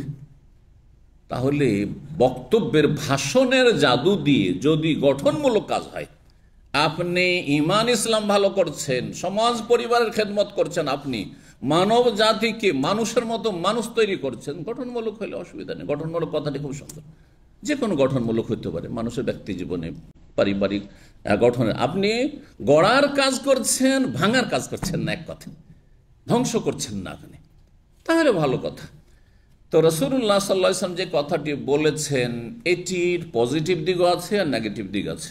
তার মানে সেই সেহের, সেই ভাষণের জাদু দিয়ে যদি ইসলাম মুসলিমের খেদমত হয়, তাহলে তো ভালো, প্রশংসনীয়। আর যদি সেই ভাষণ দিয়ে জাতিকে গুমরাহ করা, বিভ্রান্ত করা হয়, যেমন আজকাল মিডিয়ার অপপ্রচারের কারণে বহু বিবাহ বদনাম হয়ে গেছে। হ্যাঁ, 18 বছর আগের বিয়ে, হ্যাঁ হ্যাঁ, কি হয়ে গেছে? বাল্য বিবাহ বদনাম হয়ে গেছে। আর তারপরে পাপকে মানুষ সহজে বরণ করে নিচ্ছে, নারী স্বাধীনতা নামে যৌন স্বাধীনতা, যৌন কর্মী, আর কত কি, কথা বলছেন না? এগুলি হচ্ছে ধ্বংসাত্মক জাদু। এই মিডিয়ার ভাষণগুলি হচ্ছে ধ্বংসাত্মক জাদু। আল্লাহ তাদের অনিষ্ট থেকে রক্ষা করুন এবং তাদের অনিষ্টকে তাদের মাঝে ফিরিয়ে দিন এবং তাদের অনিষ্ট দিয়ে তাদেরকে ধ্বংস করে আল্লাহ বলেন। জি, 49 নম্বর অধ্যায় বলছেন বাবু দারবি দুফি ফিন নিকাহ ওয়াল ওয়ালিমাতে। এই অধ্যায় হচ্ছে বিয়ে অথবা ওলিমাতে দফ বাজানো। দর মানে মারা, মানে মারতে হয়, মানে বাজানো আর কি। দফ বাজানো, দফ কাকে বলা হয়? দফ মানে ঢোল। শুধু ঢোল বললে হবে? কি বলতে হবে তাহলে? এক মুখা ঢোল, একদিকে। দুই দিক থেকে যদি বাজান তো এটা হারাম, কারণ এটা হচ্ছে যারা অসৎ লোকেরা গান বাজনা করে তাদের এটা হ্যাঁ আদর্শ, এটা ইসলাম সমর্থন করে না। কিন্তু কিছু কিছু সময়গুলিতে, খুশির সময়, সেই সময়গুলিতে একদিকে ঢোল, হ্যাঁ, যাতে ওদের মতো বাজে না, একদিকে শুধু, হ্যাঁ, দফ যেটা আরবরা ব্যবহার করত সেটা জায়েজ, আবার যখন তখন নয়। কিন্তু এই জন্য কিছু কিছু জায়গায়, কোন জায়গাগুলোতে ইসলাম স্বীকৃতি দিয়েছে, কারণ আমরা এখানে যদি দফ বাজানো শুরু করি, জায়েজ না, জায়েজ হারাম। জিকির আজকার শুরু হয়েছে, সুবহানাল্লাহ, আলহামদুলিল্লাহ, ইলাহা ইল্লাল্লাহ, আর দফ বাজানো জায়েজ হারাম। দফও না জায়েজ, আর ওদের যে ঢোল আর নাচ গানের তালে যে জিকির, সেগুলি শয়তানি জিকির, সেগুলি শয়তানি জিকির। জি, তো দফ বাজানো তাহলে কোনখানে শরীয়ত আছে? খুশির জায়গায়। খুশির জায়গা একটি হচ্ছে ঈদ, হ্যাঁ, ঈদের দিনে সাবালিকা মেয়েরা নয়, আর একটা শর্ত, কে? হাদিসা জোয়াইরিয়াত, মানে নাবালিকা মেয়েরা, হ্যাঁ, কচি কচি কাঁচা, যারা এখনো সাবালিকা হয়নি, 5 বছর, 7 বছর, 8 বছর, 9 বছর, যাতে করে সাবালিকা না হয়। জি, তো জায়েজ বিয়ের সময়, ঈদের সময়, বিয়ের সময়, এই সময় এই ধরনের খুশি। তারপরে জেহাদের ময়দানে, লড়াইয়ের ময়দানে মুসলিমরা বিজয়ী হয়েছে, খুশির সময়, এই সময়গুলিতে, এইরকম খুশির মুহূর্তগুলিতে, বাকি অন্য সময় না। জি, তো এখানে বলা হয়েছে, হ্যাঁ, এইরকমই বিয়ের, আর বিয়ের সাথে সংশ্লিষ্ট যেসব কাজ, অলিমা, বিয়ে এক এক দেশে এক এক রকম রীতিনীতি আছে, সেগুলো ইসলামের সাথে সাংঘর্ষিক না হলে জায়েজ রয়েছে। যেমন কোনো কোনো জায়গায় আমাদের দেশে যেদিন বিয়ে হলো সেই দিনে অলিমা হয়ে গেল ওই মজলিস, আর তারপরে হ্যাঁ মেয়েকে উঠিয়ে নিয়ে চলে গেল, ওইটাই উঠিয়ে নিয়ে যাওয়া হলো, হ্যাঁ, বাসর হয়ে গেল। আর এখানে 1 বছর 2 বছর আগে থেকে বিয়ে হয়ে থাকছে, মানে আগদের নেকা হয়ে গেছে, বিবাহ বন্ধন হয়ে গেছে, কিন্তু আসল বিয়ে হয়ে গেছে। কিন্তু হ্যাঁ, যেটাকে এরা হ্যাঁ জওয়াজ বলছে, সেটা হচ্ছে ওই যে বাসর হবে যে রাতে, সেই রাতে ধুমধাম খাওয়া দাওয়া হবে, হ্যাঁ, কোনো ইস্তেরাহা কমিটি হলে, আর তারপরে তখন মেয়েটাকে উঠিয়ে নিয়ে যাবে। কথা বুঝতে পারছেন? জি, তো সেই দিনও হইতে পারে, অলিমার দিনেও হইতে পারে, সেই দফ বাজানো জায়েজ রয়েছে। কিন্তু কারা বাজাবে? হ্যাঁ, এ পুরুষরা, হ্যাঁ, অথবা সাবালিকা মহিলারা না। আসছে হাদিস 5147 নম্বর হাদিস। হাদিস বর্ণনা করছেন কালাত রোবাই বিনতে মুআউযিজ বিন আফরা, মুআউযিজ বিন আফরার কন্যা মেয়ে রোবাই। এ মুআউযিজ বিন আফরা একজন এমন যুবক ব্যক্তি যিনি আবু জাহালকে হত্যা করেছিলেন। কোথায়? হ্যাঁ, বদরের যুদ্ধে। জি, আর তার ভাই, এই দুজন মিলে তাতে বিন মাসউদ শরীক ছিলেন। তাআলা জান নবী সাল্লাল্লাহু আলাইহি ওয়াসাল্লাম বলেন, নবী সাল্লাল্লাহু আলাইহি ওয়াসাল্লাম আসলেন একদিন তাদের বাড়িতে। ইয়াদখুলু, এসে প্রবেশ করলেন বাড়িতে। হিনা বনে আলিয়া, রোবাই বলছেন যেই দিন আমার বাসর হয়েছিল, বাসরের দিন, আর বাসরের দিনে অলিমা হটে সুন্নাত। বাসরের পরে বাসি অলিমা করছেন, এটিও সুন্নাত নয়।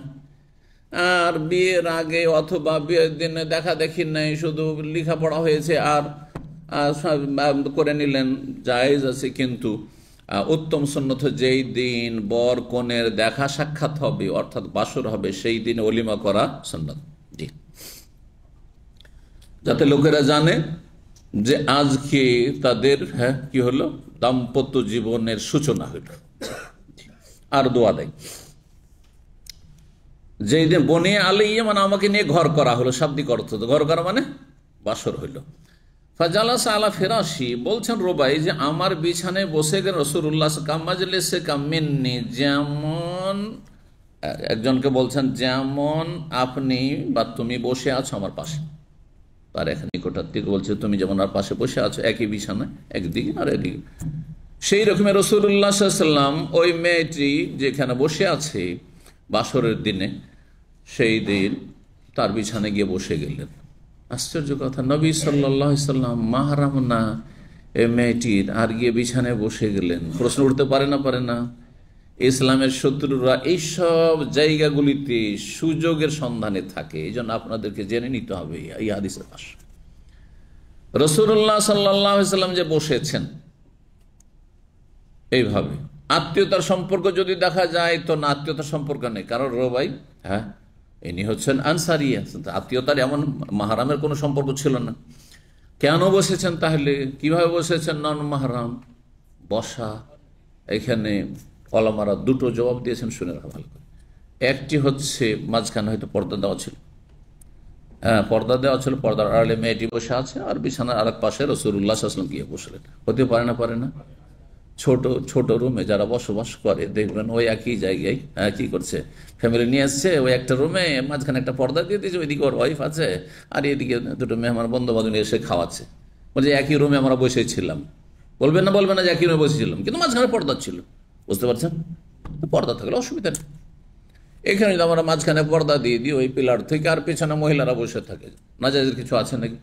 জায়েজ আছে, যত দূরে রাখতে পারো তত ভালো। পাশে যদি রুম থাকে তো সেখানেই বসাবে, কিন্তু যদি পরিস্থিতি এমন হয় যে একই রুমে বসতে হচ্ছে, জায়েজ আছে। কথা বুঝতে পেরেছেন? দ্বিতীয় জবাব হচ্ছে যে হিজাব পর্দার বিধান নাযিল হয়েছে কোন সালে, কোন হিজরিতে, কে বলতে পারেন? অনেক বিলম্বে, কিন্তু ইসলামের মাসলা মাসাইল গুলি একবারে নাযিল হয়নি। মক্কায় 13 বছরের জীবন, নবুয়তি জীবন, নবী সাল্লাল্লাহু আলাইহি ওয়াসাল্লাম, মক্কায় কিন্তু হিজাব পর্দা নাযিল হয়নি। তাহলে মক্কায় মুসলিম মহিলারা কিভাবে চলাফেরা করতো? শালীনতা ছিল। আজকালকার মানুষ মাথা খুলে, চুল খুলে আর পেট পিঠ খুলে চলাফেরা করতো না। শালীনতা হচ্ছে চেহারা খোলা আর হাত খোলা, কিন্তু এমনি মাথা শরীর ঢাকা থাকতো, চুল ঢাকা থাকতো, এইভাবে চলাফেরা করতেন। আর তারপরে মদিনায় আসলেন। মদিনায় এসে দীর্ঘ 5 বছর চলে গেল। 6ষ্ঠ হিজরিতে যায়েনব বিনতে জাহশ রাদিয়াল্লাহু তাআলা আনহার সাথে নবী সাল্লাল্লাহু আলাইহি ওয়াসাল্লামের যখন বিয়ে হলো, সেই সময় কালে হিজাবের বিধান নাযিল হয়েছে। ইউদনিনা আলাইহিন্না মিন জালাবিবিহিন, এই আয়াত দিয়ে আল্লাহ হিজাব কি, যে জিলবাব লম্বা ওড়না যেন ঝুলিয়ে লটকে নেই। কোথায় লটকাইতে হয়? চেহারার উপর লটকাইতে হয়। এই জন্য চেহারার হিজাব নাযিল হয়েছে। তার আগে মহিলারা, মুসলিম মহিলা মাথা এমনি ঢেকে থাকতো। আরে আমাদের দেশে আমরা দেখেছি, এখন একটু হয়তো ব্যতিক্রম হয়েছে কলেজ ইউনিভার্সিটি বেশি পড়ার কারণে, যে হিন্দু মহিলারও মাথা খোলা দেখতাম না কোনোদিন। আমরা আমাদের বয়সকালে দেখেছি, গ্রামে যখন বসবাস করেছি, হিন্দু মহিলাদেরকে মাথা খোলা দেখিনি। জি, তো আমাদের একজন শেখ দাম্মাম থেকে গিয়েছিলেন সুইডেনে, ইউরোপের কথা বলি, সুইডেনে আজকে থেকে প্রায় 20 বছর আগে গেছিলেন উনি, 15-20 বছর আগে। আর খুব বড় শেখ এখানকার উনি। তো তিনি বলছেন যে আমি থাকলাম সেখানে, কয়েকটা কোর্সও করালাম সে মুসলিমদের জন্য। তো সেখানে যে পুলিশ অফিসার তাদের, সে আসলে একজন খ্রিস্টান। আসার পরে আমার সাথে দেখা করলো, আর তিনি ইংলিশ বলতে পারতেন, তো বলি তার সাথে সরাসরি অনেক গল্প হইল। তিনি যখন আমি ইসলামের হেজাবের কথা, ইসলামের শিষ্টাচারের কথা, ইসলামের যেসব ক্যারেক্টার সেগুলি নিয়ে আলোচনা করলাম, তখন সেই অমুসলিম খ্রিস্টান পুলিশ অফিসার, এসপি অথবা ডিসি যাই হোক না কেন, সে বলছে যে 40 বছর আগে আমাদের মহিলারাও আপনাদের মতো পুরো হিজাব করত। তাহলে ইউরোপে আজকে থেকে 50-60 বছর আগে মহিলারা চেহারা ঢেকে, হাত পা ঢেকে, গোটা শরীর ঢেকে চলতো ঢিলা কাপড়ে। জি, প্রাচীন কিছু ছবি দেখতে পাবেন যে খ্রিস্টানরা এরকমই ছিল এক সময়। জি, তারপরে পাশ্চাত্য সভ্যতা নারীদের থেকে কাপড় ছেনা শুরু করলো, কাপড় কেড়ে নেওয়া শুরু, ছেনাইতে ছেনাইতে, আর ধীরে ধীরে তারা ছিনতাই করতেই আছে। কিন্তু আমাদের এক শ্রেণীর অবুঝ নারীরা তাদের স্বল্প বুদ্ধিতার কারণে, নির্বুদ্ধিতার কারণে তারা বুঝে না বিষয়টি, যে আমাদেরকে বিবস্ত্র করতে চাই এই পশ্চিমারা, আর আমাদেরকে অবৈধভাবে ভোগ করতে চায়। আমাদের দায় দায়িত্ব এরা নিতে চাই না। বৈবাহিক জীবনে গেলে পুরো দায় দায়িত্ব একজন স্বামীকে নিতে হবে না। বিবাহ সব তুচ্ছ কাজ। আজকাল বিবাহ উঠিয়ে দিতে চাইছে, লিভ টুগেদার করো, যাতে করে কোন দায় দায়িত্ব একজন পুরুষের উপর না থাকে। এগুলো শয়তানি চক্র, জি, আন্তর্জাতিক চক্রান্ত চলছে এগুলি। সুতরাং মুসলিম নারীদেরকে এগুলি হাড়ে হাড়ে বোঝার চেষ্টা করতে হবে। প্রাচীন ইতিহাস, আদম এবং হাওয়ার সেই সময়ের ইতিহাস, কাপড় শরীর থেকে খুলে নেওয়ার, বিবস্ত্র করার জন্য যে বদ্ধপরিকর হয়ে খুলে নিয়েছে, বিবস্ত্র করেছে আদম হাওয়াকে, সে কে? ইবলিস, শয়তান। যখন গাছের ফল খাইয়ে দিল, তখন কি হয়ে গেল? কাপড় শরীর থেকে, জান্নাতের কাপড় হারিয়ে গেল। হ্যাঁ, এই পাপ যদি না করাইতে পারতো, এই গুনাহ না করাইতো, ভুল না করাতো, হ্যাঁ, এতে সক্ষম না হইতো ইবলিস শয়তান, তাহলে কাপড় শরীর থেকে খুলতো না, বিবস্ত্র হইতেন না। মানুষের লজ্জা আছে, প্রাকৃতিক লজ্জা। ছোট বাচ্চাও দেখবেন, হ্যাঁ, যার সামনে সে পেশাব পায়খানা করে তার সামনে শুধু ন্যাংটা হবে, কাপড় খুলবে, তাছাড়া খুলবে না। যদি শুধু মায়ের সামনে অভ্যাস থাকে, বাবার সামনে খুলবে না। বাবা যদি বলে চলো পেশাব করে, যাবে না ও। আমরা জানি এগুলো, ছেলে মেয়ে মানুষ করেছি, জানেন না আপনারা এগুলো? যদি শুধু মা বাবার সামনে, আমার ছেলেরা মা বাবা এই দুটোকে মেনে নিয়েছে, কারণ কোনো সময় হয়তো ওর আম্মা নাই, আমি করে দিলাম। কিন্তু কোনো ভাই বোনও যদি বলে যে তোর কাপড়টা করলে তোকে ইয়ে করে দিই, পরিষ্কার করে দিই, পেশাব পায়খানা পরিষ্কার করে দিই, মারতে শুরু করে সাথে সাথে। এইভাবে ছেলে মেয়েদের দেখেছি আমি ছোটকালে, বুঝতে পারছেন? তার মানে নর হোক আর নারী হোক, ছেলে হোক অথবা মেয়ে হোক, আল্লাহ কি করেছেন? লজ্জার চরিত্র প্রাকৃতিকভাবে ন্যাচারাল আল্লাহ দিয়েছেন। এই লজ্জাকে কেড়ে নেওয়া হচ্ছে আমাদের থেকে, নর নারী থেকে কেড়ে নেওয়া হচ্ছে এই সহশিক্ষার মাধ্যমে, অবাধ মেলামেশার মাধ্যমে, এসব অশ্লীলতা ছড়ানোর মাধ্যমে। আর বিবাহ এইসব তুচ্ছ কাজ, তোমার যাকে পছন্দ হয় তার সাথে, যতদিন পছন্দ হয় তার সাথে আমোদ ফুর্তি করো, তারপরে আবার তাকে আউট করে সেখান থেকে আবার তলাশ করো। এগুলো হচ্ছে পাশবিক জীবন, এগুলো হচ্ছে আপনার হিংস্র পশুদের জীবনযাপন। আল্লাহ এসব অনিষ্ট থেকে রক্ষা করুন। তো কি বলছিলাম, কি বলতে গিয়ে বললাম এই কথাগুলি? এক বিছানা বসে, তাহলে হেজাবের বিধান নাজেল আসতে দেরি। হঠাৎ করে যদি হেজাব মক্কাতে আল্লাহ নাজেল করে দিতেন, তো মক্কার কাফেররা বলতো যে আমাদেরকে সবই ছেড়ে দিতে হবে, সবই ছেড়ে দিতে হবে। আর এ দেবদেবী ছাড়লাম, লাত হোবাল মানাতে সব ছাড়লাম, উজ্জা ছাড়লাম, আবার বলছে যে না আমাদের এইভাবে স্বাধীনভাবে চলতে পারবো না, না না সব মানবো না। করতো না। মদ হারাম হয়েছে মদিনা আসার পর, 13 বছর ওখানে হারাম হয়নি, মদিনা আসার কয়েক বছর তারপরে হারাম হয়েছে। 3 স্তরে, একবারে না, আস্তে আস্তে লাগাম টেনে 3 বারে মদকে হারাম করা হয়েছে, একটু একটু করে টাইট দিতে গিয়ে। কোরআনে কারিমে 3 রকমের আয়াত রয়েছে, কথা বোঝা গেছে?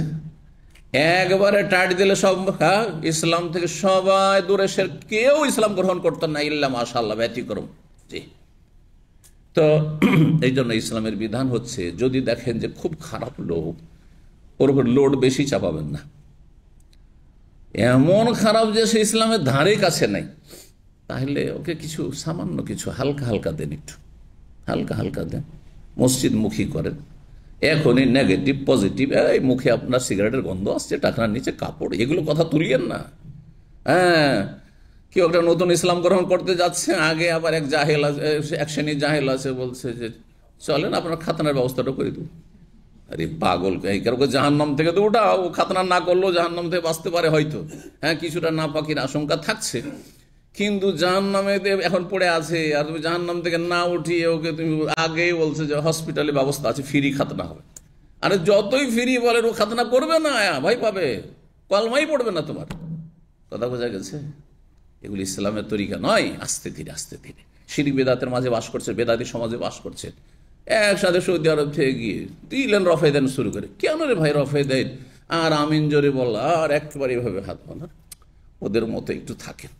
আরে শাহ ওলিউল্লাহ মুহাদ্দিস দেহলভী, তিনিও সালাফি মানহাজেরই প্রচার করেছেন, কিন্তু সবকিছু পালন করতে পারেননি। ওই রকম পরিস্থিতির শিকার আপনিও, সুতরাং ওইভাবে আপনি আস্তে ধীরে সারা জীবন করব না এমন করিয়েন না, নিয়তে রাখেন, মহব্বত রাখেন এসবের সাথে, যা সুন্নত পারছি না, কিন্তু আস্তে ধীরে বেদাতগুলো ছাড়ান। ময়লা আবর্জনা, শিরক বেদাত হচ্ছে ময়লা আবর্জনা। ময়লা আবর্জনা থেকে পাক পবিত্র হন, আতর পরে লাগাবেন। কি বুঝলেন আমার উদাহরণ? রফলিয়া দান করা, আমিন জোরে বলা, আর বুকে হাত বাঁধা, আর তার পায়ে পা লাগানো, কাঁধে কাঁধ লাগানো, এগুলি হচ্ছে আতর সুগন্ধি। সারা জীবন আতর না লাগিয়েও আপনি নিজেও কষ্ট পাবেন না, কাউকে কষ্ট দেবেন না, যদি শরীরে ময়লা আবর্জনা না, ডেলি গোসল করে নিচ্ছেন। গরিব মানুষ, আতর ফাতর কিচ্ছু নেই জীবনও। আমি ছাত্র জীবনে কোনোদিন এসব জানতাম না, ওই সরিষার তেল ছাড়া আমরা কিছুই জানতাম না, বুঝতে পারছেন না? কোনো ক্রিম ভ্যাসলিন এসব জানতামই না ছাত্র জীবনে। এ তো মদিনা এসে এসব ভ্যাসলিন আর ক্রিম, তারপর দেখছি এসব সবাই করছে, তখন হয়তো তারপরও এইসব অত সহজে এগুলো হতে ফালতু পয়সা খরচ করবো। আল্লাহ আমাকে যদি এমনি সুস্থ রাখেন, ভালো রাখেন, পা ফাটছে না, হাত ফাটছে না, মুখ ফাটছে না, প্রয়োজনই বাকি আমার। কথা বুঝতে পারেন? এই মন মানসিকতা আমার ছিল। তো কথা হচ্ছে যে আপনি আস্তে ধীরে। আমার উদাহরণটা বুঝতে পারলেন তো? একসাথে একবার সবই করা শুরু করবেন, আর এই করতে গিয়ে ঝামেলা বাঁধিয়েছেন গ্রামে গঞ্জে যে আপনারা, না এইসব করবেন না। আপনি ওদের বেদাতগুলো করিয়েন না, নিয়ত পড়িয়েন না, যায় নামাজে দোয়া পড়িয়েন না, সম্মিলিত মোনাজাত করিয়েন না, মিলাদের বেদাত করছে বসিয়েন না। হ্যাঁ, আর ওইসব আস্তানায় যাচ্ছে, পীরের কাছে যাচ্ছে, আর ওই মুরিদ হতে যাচ্ছে, ওইসব করিয়েন না। হ্যাঁ, ধীরে ধীরে ধীরে, আর মানুষকে বোঝার মৌলিক বিষয়গুলি। হ্যাঁ, রসুলের মহব্বতের দাবি কি, আর আল্লাহর মহব্বতের দাবি কি, আর কোরআন সন্ন্যার গুরুত্ব কি, দলিলের গুরুত্ব, এই তারপরে দেখবেন যে ইনশাআল্লাহ আপনাকে ওরা মহব্বত করা শুরু করবে। হ্যাঁ, কিছু লোক আছে যারা সুস্থ হতে চায়, রোগী কিন্তু সুস্থ হতে চায়, বেদাতি কিন্তু হ্যাঁ কোরআন সন্ন্যার দিকে আসতে চায়। আল্লাহ ওদেরকে হেদায়েত করবে আপনার মাধ্যমে। আল্লাহ তৌফিক দান করুন। কথা লম্বা হয়ে যাচ্ছে। তো রাসূলুল্লাহ সাল্লাল্লাহু আলাইহি ওয়াসাল্লাম বসেছিলেন, এর দুটো, একটা হচ্ছে হয় হেজাবের বিধান নাজিল হওয়ার আগে, হ্যাঁ, আর আরেকটি হচ্ছে যে মাঝখানে পর্দা ছিল। তৃতীয়, হানাফি ইমাম বুখারীর একটি ভাষ্য রয়েছে, হানাফি মুহাদ্দিসে করেছেন। এই ভাষ্যের নাম জানেন? প্রসিদ্ধ আরবি ভাষ্য দুই একটা দেখি। বুখারী যখন শুনছেন আমার আলোচনা, বুখারীর আরবি ভাষ্য, প্রসিদ্ধ ভাষ্য দুই একটির নাম কে বললাম? ফথুল বারী। হ্যাঁ, ফথুল বারী লিখেছেন ইমাম হাফেজ বিন হাজার আসকালানী। তিনি মিসরের প্রধান বিচারপতি ছিলেন এবং তিনি মাসলাক মযহাবের দিক থেকে শাফিঈ ছিলেন, কিন্তু তার সমসাময়িক, তার যুগে কাছাকাছি সময়ে ছিলেন আল্লামা আইনি, বদরুদ্দিন আইনি। তিনিও মিসরের ছিলেন, কিন্তু তিনি হানাফি মযহাবের মুহাদ্দিস ছিলেন। দুইজনে মুহাদ্দিস, একজন শাফি মযহাবের মুহাদ্দিস আর একজন হানাফি মুহাদ্দিস। তো উমদাতুল কারিতে তৃতীয় একটি ব্যাখ্যা করা হয়েছে যে রাসূলুল্লাহ সাল্লাল্লাহু আলাইহি ওয়াসাল্লাম গায়ের মাহরাম হওয়া, নন মাহরাম হওয়া সত্ত্বেও এই বিয়ে হওয়ার পরে বাসর ঘরে মেয়েটি বসে আছে, আর তার মজলিসে গিয়ে সেই বিছানায় বসলেন। আচ্ছা, তারপর এখানে কি আছে যে আমি শুধু ছিলাম, একাই আছে, আর আরো মহিলারা আছে? তো দুইজন তিনজন মহিলা কোথাও যদি বসে থাকে আর একজন পুরুষ সেখানে গিয়ে এক সাইডে বসে, তো এতে কি নাজায়েজের কিছু আছে? কারণ ফিতনার আশঙ্কা নেই, নির্জনতা হারাম। মাসলা বুঝছেন না? এই কথাটি তার সাথে শুনে নিলেন। তিনি কি বলছেন? আল্লামা আইনি রাহিমাহুল্লাহ, তিনি হানাফি মুহাদ্দিস। হানাফিদের মধ্যে মুহাদ্দিস কয়েকজনই রয়েছে, তার মধ্যে ইনি একজন মুহাদ্দিস, আর ইমাম তাহাবি রাহিমাহুল্লাহ, ইমাম মুহাম্মদ, এরা হচ্ছে মুহাদ্দিস। তো তিনি বলছেন যে হাযা মিন খাসাইসিহি সাল্লাল্লাহু আলাইহি ওয়াসাল্লাম, আল্লাহু মিন খাসাইসি রাসূলিল্লাহ সাল্লাল্লাহু আলাইহি ওয়াসাল্লাম। এটি হতে পারে নবী সাল্লাল্লাহু আলাইহি ওয়াসাল্লামের বৈশিষ্ট্য, তার জন্য খাস বিধান ছিল যে তিনি এভাবে বসতে পারেন, কিন্তু আমি আপনি পারি না, আমার জন্য সেটা ঠিক নয়, ফিতনার কারণ হয়তো, নবী সাল্লাল্লাহু আলাইহি ওয়াসাল্লাম ফিতনার কারণ। যেমন আমার আপনার জন্য কয়টি বিবাহ একসাথে করা যেতে পারে? 4, কিন্তু নবী জায়েজ ছিল, আনলিমিটেড জায়েজ ছিল। আমাকে আপনাকে হয়তো একজন স্ত্রীর হক আদায় করার ক্ষমতা দেওয়া হয়নি, আর দেওয়া হলে খুব বেশি 2 জন 3 জন, 4 জনের বেশি নাই, সেই জন্য 4 জন বেশি অনুমতি নাই। কিন্তু নবী সাল্লাল্লাহু আলাইহি ওয়াসাল্লাম 30 জন, কুওতিয়া কুওয়াতু সালাসিন, 30 জন নারীর ক্ষমতা আল্লাহ দিয়েছিলেন। 30 জনের মধ্যে 3 ভাগের 1 ভাগ তিনি তার ক্ষমতার প্রয়োগ করেননি, 9টা মাত্র একসাথে রেখেছে। বোঝা গেছে না? তো কারো জন্য 9টা জায়েজ হবে? তো নবী সাল্লাল্লাহু আলাইহি ওয়াসাল্লামের জন্য বেশ কিছু আমল খাস ছিল। তারপর বিনা মোহরে কেউ যদি নিজেকে সমর্পণ করে যে আমি আপনার সাথে বিয়ে বসতে চাই, আমার আপনার জন্য জায়েজ, মোহর দিয়ে বিয়ে করতাম, কিন্তু নবীর জন্য জায়েজ ছিল। এরকম মেলা মাসলা রয়েছে, তো হতে পারে নবী সাল্লাল্লাহু আলাইহি ওয়াসাল্লামের জন্য এটি খাস ছিল। এটি একটি ব্যাখ্যা আজকে বেশি হয়ে গেল, তাই না? তো হাদিসটি দেখেন, বলছেন যে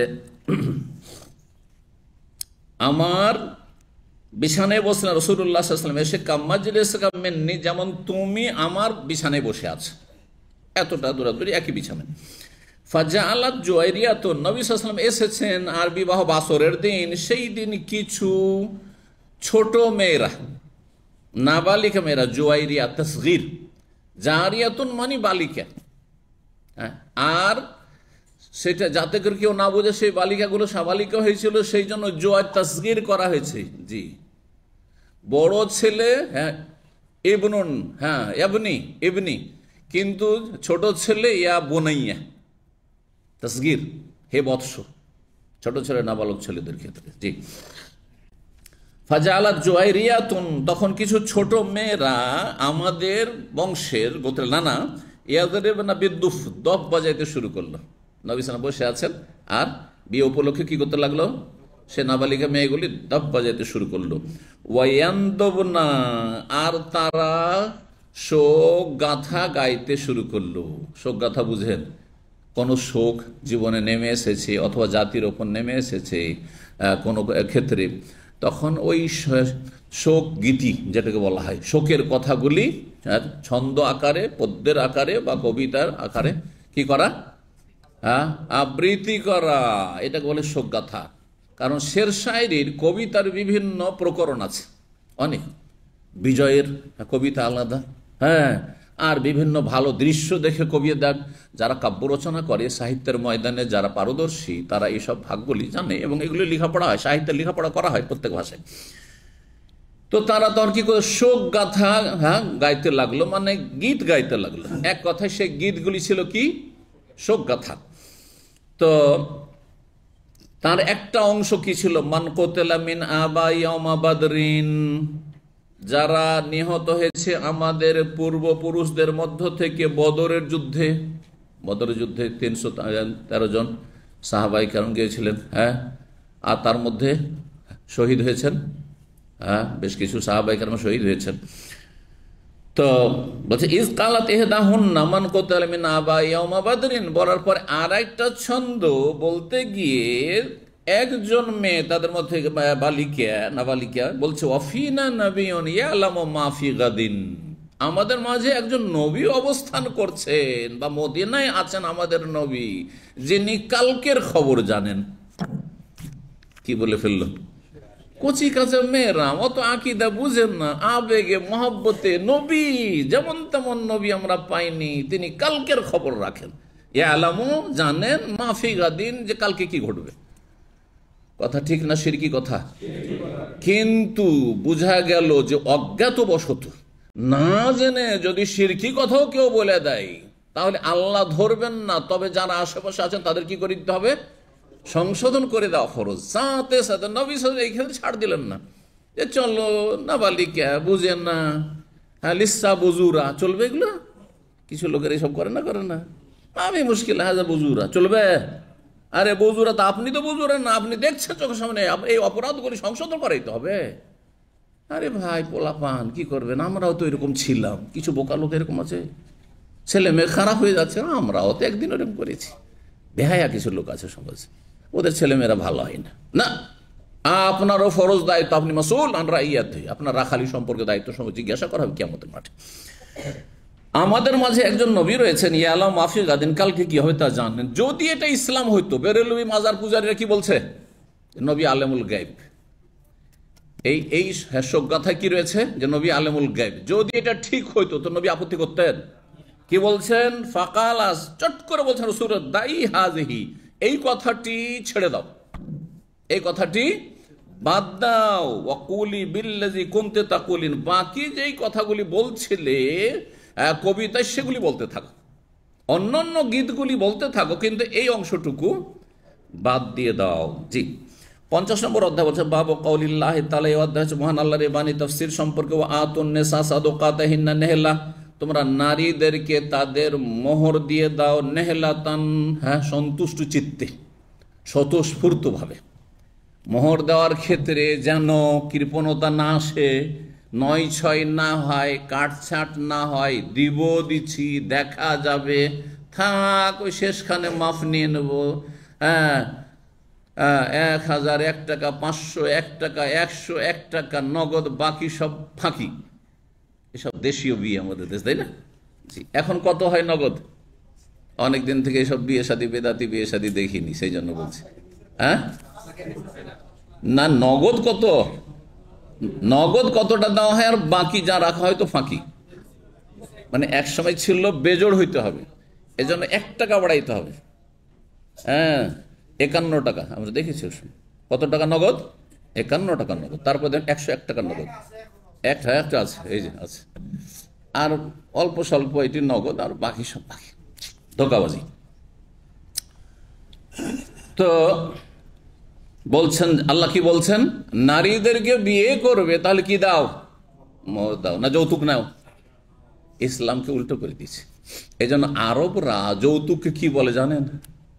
মাহরে মাকুস মানে উল্টা মোহর, মাকুস মানে আকস, আকস মানে উল্টা।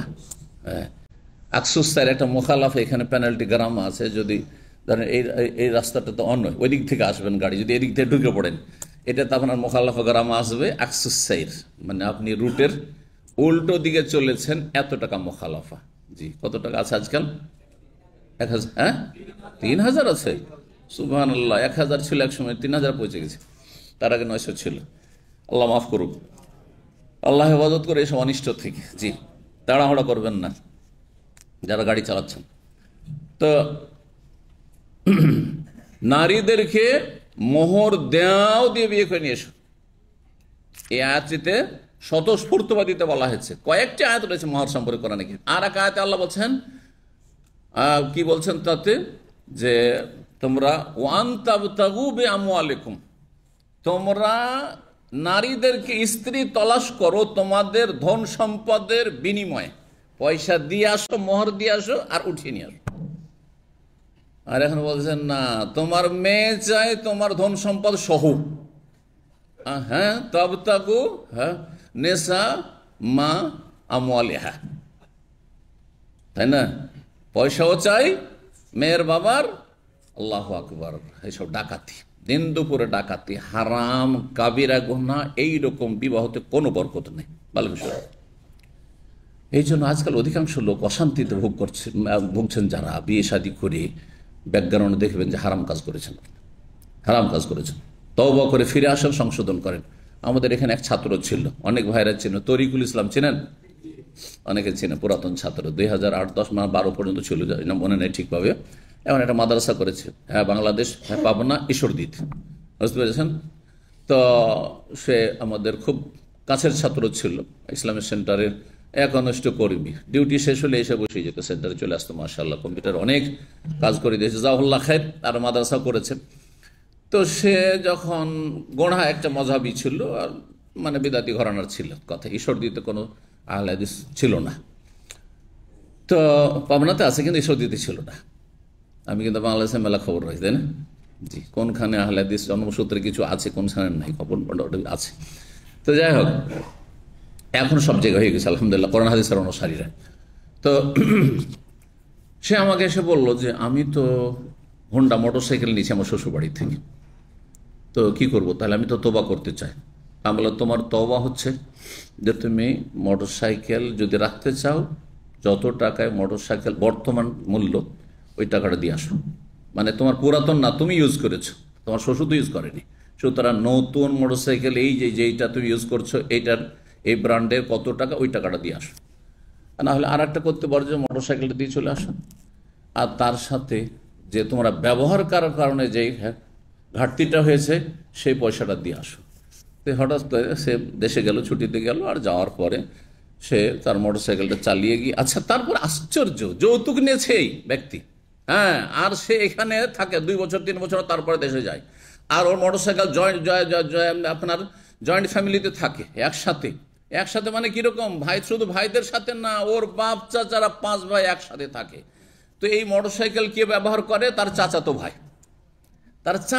আমি বলে খুবই ভালো কথা, বিয়ে করলে তুমি, গোনার বোঝা নিয়ে জাহান্নামে যাবে তুমি, হ্যাঁ, আর জালেম তুমি, গোনাগার পাপী তুমি, আর ভোগ করলো তোমার চাচাতো ভাই। আরে তোমার বাবাও যদি করতো, তোমার মাও করতো, তোমার নিজের ভাইটাও করতো, তাও তো মনকে একটা শান্তি দিয়ে, যে গোনা করে জাহান্নামে গিয়ে অন্তত আমার বাপ মার একটু উপকার করলাম, দুনিয়ার তুচ্ছ উপকার, তাই না?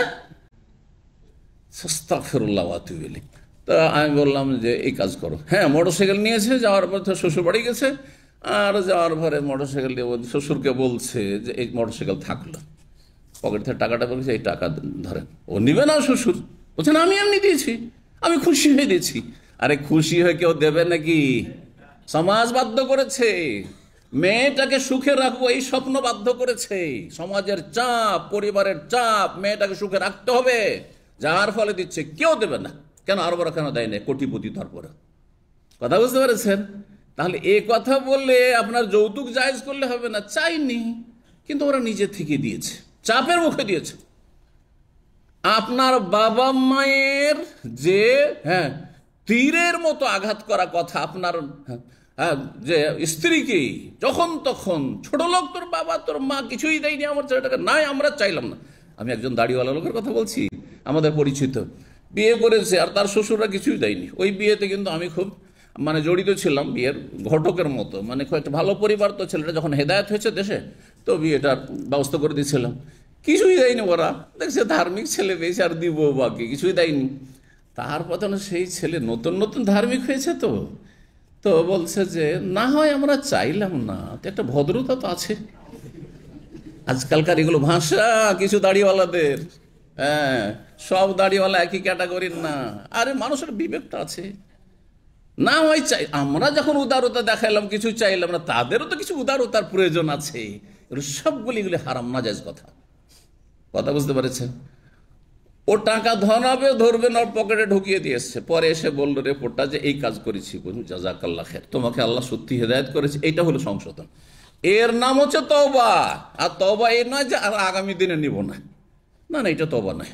বান্দার হক, সুতরাং ফিরিয়ে দিয়ে আসো, তুমি পুরোপুরি ফিরিয়ে দিয়ে আসো। তো শেষ করি এই অধ্যায়টি।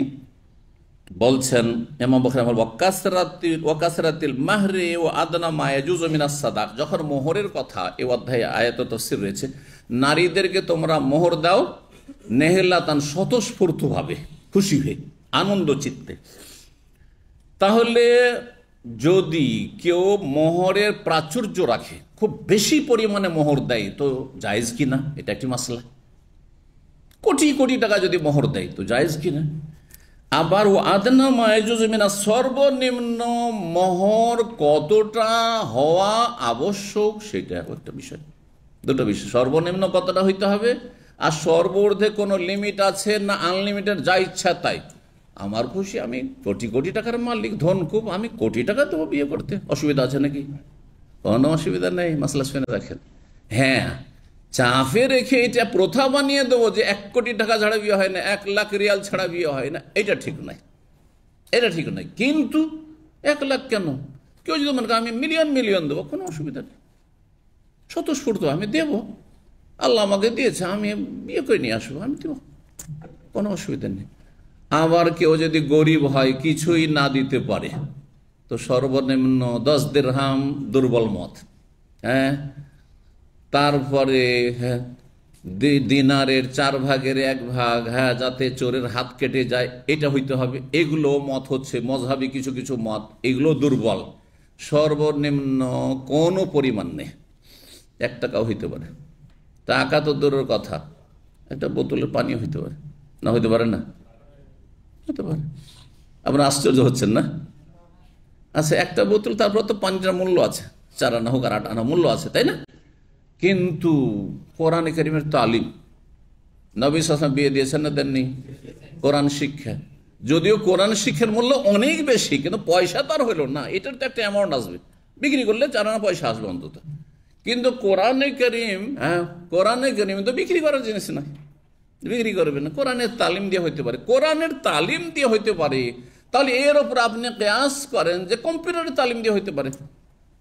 মেয়ের বাবাকে বলেন আপনার মেয়ে যেহেতু, হ্যাঁ, কম্পিউটার জানেন না, আর আমার বাসায় কম্পিউটারের কিছু কাজের প্রয়োজন রয়েছে, সহযোগিতার, আর তার একটা বাড়িতে বসে বসে, বাসায় বসে থেকে ইনকাম হয়ে যাবে, তাকে আমি কম্পিউটার শিখিয়ে দেবো, ডিজাইন শিখিয়ে দেবো, যাই যাবে না, কোনো অসুবিধা নেই।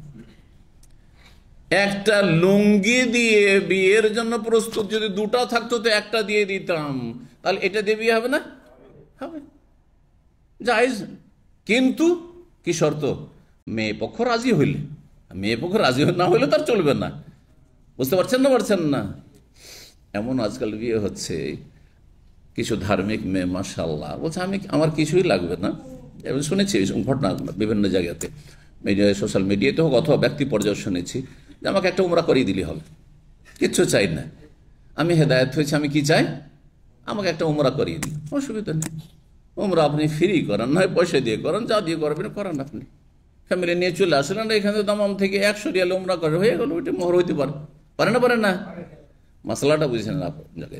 আচ্ছা, কোটি কোটি টাকা দিলেও অসুবিধা নেই, কোরআনের দলিল আছে, কোরআনের দলিল আছে।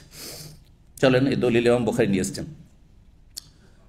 ওয়া কাউলিহি তাআলা, মহান আল্লাহর বাণী এই মর্মে, ওয়া আতাইতুম ইহদাহুন্না কিনতারা, তোমরা যদি হে পুরুষরা কোন নারীকে কেন্তারান, অঢেল ধন সম্পদ, অজস্র ধন সম্পদ, জি, অগাধ অর্থ দিয়ে দাও, এগুলো অর্থ কেন্তার, অঢেল ধন সম্পদ দুনিয়া দিয়ে দিলেন আপনি, কোনো অসুবিধা নেই।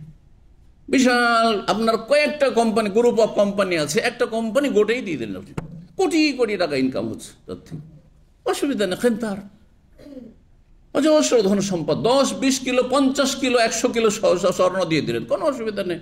এরা মণিমুক্তা দিয়ে দিলেন, তাও কেন্তারে এত সব কিছুই সামিল। আল্লাহ কোরআন বলছেন, যদি কোন নারীকে তোমরা হে পুরুষরা বিয়ের সময়, বিয়ের আগেই কথাবার্তা চলছে অথবা বিয়ের পরে, দিয়ে দাও কেন্তারান, অগাধ অর্থ, অগাধ ধন সম্পদ, তারপরে যদি সম্পর্ক খারাপ হয়ে যায়, এত টাকা দিয়ে দিলাম আর তারপরে বিয়ে টিকলো না, আর সব ফিরিয়ে নেবো, চলবে? আল্লাহ বলছেন, ফালা তাখুযু মিনহু শাইআ, তালাক হয়ে গেল, তাদের থেকে সামান্য কিছু নিতে পারবে না, আর নেওয়া চলবে না। কতক্ষণ নেওয়া চলবে না? যখন সহবাস হয়ে গেছে তার সাথে। যদি সহবাস না হয় আর তালাক হয়ে যায়, হ্যাঁ, তাহলে অর্ধেক পাবে। বিনা সহবাসে বিয়েটা হয়েছিল, তারপর তালাক হয়ে গেল, আর আপনি কোটি কোটি টাকার কোম্পানির মালিক বানিয়ে দিয়েছিল, লিখে দিয়ে দিয়েছিল, অর্ধেকটা পাবে, অর্ধেক ফিরিয়ে দিতে হবে। আচ্ছা, যদি খোলা হয় আর একটা অবস্থা, মশলাগুলি জানতে হবে। মানে আপনি তালাক দিচ্ছেন না, মহিলা তালাক নিচ্ছে, তাহলে মহিলা আপনার গোটা কোম্পানি লিখে নিয়ে গেছে মোহরে, হ্যাঁ, কোটি কোটি ডলার দিয়ে দিয়েছেন আপনি একটা স্ত্রীকে বিয়ে করতে গিয়ে, তারপরে কি হয়ে গেল, ওই নারী তালাক নিয়ে নিল, তাহলে কি হবে? খোলা করলে মোহর ফিরিয়ে দিতে হবে। মোহর কি করতে হবে? ফিরিয়ে দিতে হবে, জি। ফালা জুনাহা আলাইহিমা ফীমা ইফতাদাত বিহি, সূরা বাকারা আল্লাহ বলছেন, যদি দেখা যায় যে তারা এই দাম্পত্য জীবনকে এগিয়ে নিয়ে যেতে পারছে না, আর চলছে না, আর নারী সেখান থেকে মুক্তি লাভের জন্য চেষ্টা চালাচ্ছে, আমি থাকবো না এর সাথে, খোলা চাই, তাহলে কি করবে? হ্যাঁ, কোনো গুনাহ হবে না যদি সে নিজেকে মুক্ত করে ধন সম্পদ দিয়ে, মানে যা মোহর নিয়েছিল সেটা ফিরিয়ে দেয়। নবী সাল্লাল্লাহু আলাইহি ওয়াসাল্লাম এরকম তালাকের ঘটনা মদিনায় যখন ঘটলো, আর ওই সাহাবী কি করেছে, একটা বাগান দিয়ে দিয়েছিল স্ত্রীকে, বিয়ের সময় কি করেছে, বাগান দিয়ে দিয়েছিল।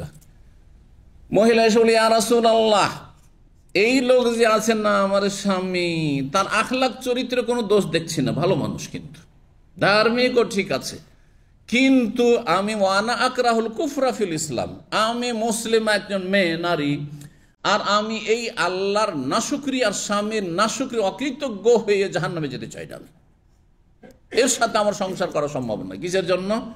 লোকটি বড়ই কালো কদাকার কুৎসিত ছিল, দেখতে ভালো ছিল না, যার ফলে মহিলা চেষ্টা করলো যে এর সাথে সংসার করা যায় কিনা, পারলো না, ভক্তি হয় না ওর। মহব্বত আল্লাহর পক্ষ থেকে, মহব্বত আল্লাহর পক্ষ থেকে, মহব্বত হয় না। তখন মহিলা বলি, ইয়া রাসূলুল্লাহ, আমি জাহান্নামে যাবো এর সাথে থেকে, এর হক আদায় করতে পারবো না, একে আমি দেখতেই পারি না, আমি কেন থাকবো এর সাথে? নবী সাল্লাল্লাহু আলাইহি ওয়াসাল্লাম বলে, আতারুদ্দিন আলাইহিল হাদিকা, ওই বাগানটা ফিরিয়ে দেবে তুমি? বলছে, হ্যাঁ, না, ওর বাগান ও নিয়ে যাক। তখন ওই সাহাবীকে ডাকলেন আর বললেন, ইকবালিল হাদিকা ওয়াল তাতাল্লিকা তাতলিকা, হ্যাঁ, তোমার বাগান হাদিকা, হাদিকা মানে আজকাল পার্ক বলছেন, তাই না? ইকবালিল হাদিকা মানে বাগান হয়, বাগানটা তুমি ফিরিয়ে নাও, খেজুরের বাগান দিয়েছিলে তুমি, আর তাকে তালাক দিয়ে দাও। খোলা তালাক না ফাসকেন কা বিবাহ বিচ্ছেদ, সেটা ফুকাহাদের ইখতিলাফের বিষয় রয়েছে, বুঝতে পারছেন না? জি। তাহলে কাউকে দিয়ে দেওয়ার পর, স্ত্রীকে দিয়ে দেওয়ার পরে ফিরিয়ে নেওয়া চলবে না। হাদিয়া তোহফা দিয়েছেন, ফিরিয়ে নেওয়া চলবে না। জমি জায়গা লিখে দিয়েছেন, ফিরিয়ে নেওয়া চলবে না, আপনি দিয়ে দিয়েছেন, জি। তা একমাত্র যদি আমানত হিসাবে দেন।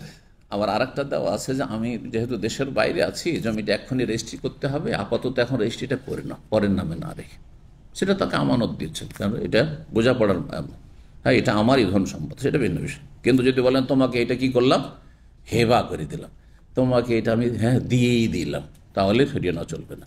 ওয়াতাইতুম ইহদাহুন্না কিনতারা, কোন নারীকে যদি, তাদের কোন নারীকে যদি তোমরা অঢেল অগাধ ধন সম্পদ দিয়ে থাকো, ফালা তাখুযু মিনহু শাইআ, তাদের থেকে কিছুই নিতে পারবে না। তারপর আল্লাহ বলছেন কেন নেবে আর কি করে নেবে, তোমার বিবেক নেই? হ্যাঁ, যে তোমরা ওয়াকাদ আফদা বাযুকুম ইলা বায, অথচ তোমাদের একজন আর একজনের সাথে শারীরিক কত সম্ভোগ করেছে, কত তুমি ওই নারীকে ভোগ করেছো, আর তুমি টাকাটা ফিরিয়ে নেবে, এই সম্পদগুলো ফিরিয়ে নেবে, তো কিসের বিনিময়ে তুমি তাকে ভোগ করলে? কথা বোঝা গেছে? ওয়াকাদ আফদা বাযুকুম ইলা বায, কোরআনের অলংকার। একজন আর একজনের সাথে স্বামী স্ত্রী যে সম্পর্ক, সুবহান, এই সম্পর্ক দুনিয়ার কারো সাথে আর হয় না এই সম্পর্ক, আর তারপরে তুমি ফিরিয়ে নেবে, তুমি নিমক হারাম, এটা চলবে না। এই জন্য মোহর দিয়ে দেওয়ার পরে যদি সহবাস হয়ে গিয়ে থাকে তাহলে আর ফিরিয়ে নেওয়া চলবে না। তারপরে আয়াতে আল্লাহ বলছেন আও তাফরিযু লাহুন্না সূরা বাকারার এই আয়াতটি ছিল যেটি ওয়াতাইতুম ইহদাহুন্না কিনতারা, যদি তাদেরকে অগাধ ধন সম্পদ দিয়ে থাকো তাতে ফিরিয়ে নিতে পারবে না, সূরা নিসার আয়াত নম্বর 20। আর সূরা বাকারার 236 নম্বর আয়াতে বলছেন আও তাফরিযু লাহুন্না ফারিয়া, যদি নারীদের জন্য কোনো মোহরের পরিমাণ নির্ধারণ করো, ফরজ করা মানে নির্ধারণ করা, ফরজ, দেখেন ফরজকে ফরজের জন্য বলা হয় যে ফরজের পরিমাণ সুনির্ধারিত থাকে, ফরজ আনলিমিটেড থাকে না, নফল আনলিমিটেড, নফল যত নামাজ পড়েন, কিন্তু ফরজ কি আনলিমিটেড আছে? যে আমি আজকে ফ্রি আছি, জোহরের নামাজ আমি ফরজ 50 রাকাত পড়বো, চলবে নাকি? 20 রাকাত পড়বো, তারাবিকে না হয় বাড়িয়ে দিলেন আপনি 8 থেকে 20, যেহেতু নফল, হ্যাঁ নফল সুন্নাত, কিন্তু আমরা ফরজ বাড়ানো চলবে? যাক আজকে ফজরটা মেলা গুনাহ করেছি, ফজরটা আজকে থেকে 4 পড়বো, চলবে না? নামাজই কবুল হবে না। এই জন্য ফরজকে ফরজের জন্য, এখানে তাফরিজু মানে ফরজ মানে সুনির্ধারিত করে, সুপরিমিত করেছো। আও তাফরিজু লাহুন্না ফারিজা, নারীদের জন্য স্ত্রীদের জন্য যা কিছু তোমরা নির্ধারিত করেছো যে এতটা মোহর ধার্য করা হলো, তাহলে সেটা দিতে হবে। ওয়াকালা সালিম সাদ বলেন কাল নবী সাল্লাল্লাহু আলাইহি ওয়াসাল্লাম বলেছেন ওয়ালাউ খাতাম মিন হাদিদিন। আচ্ছা, দ্বিতীয় আয়াত দ্বারা কি প্রমাণিত হলো?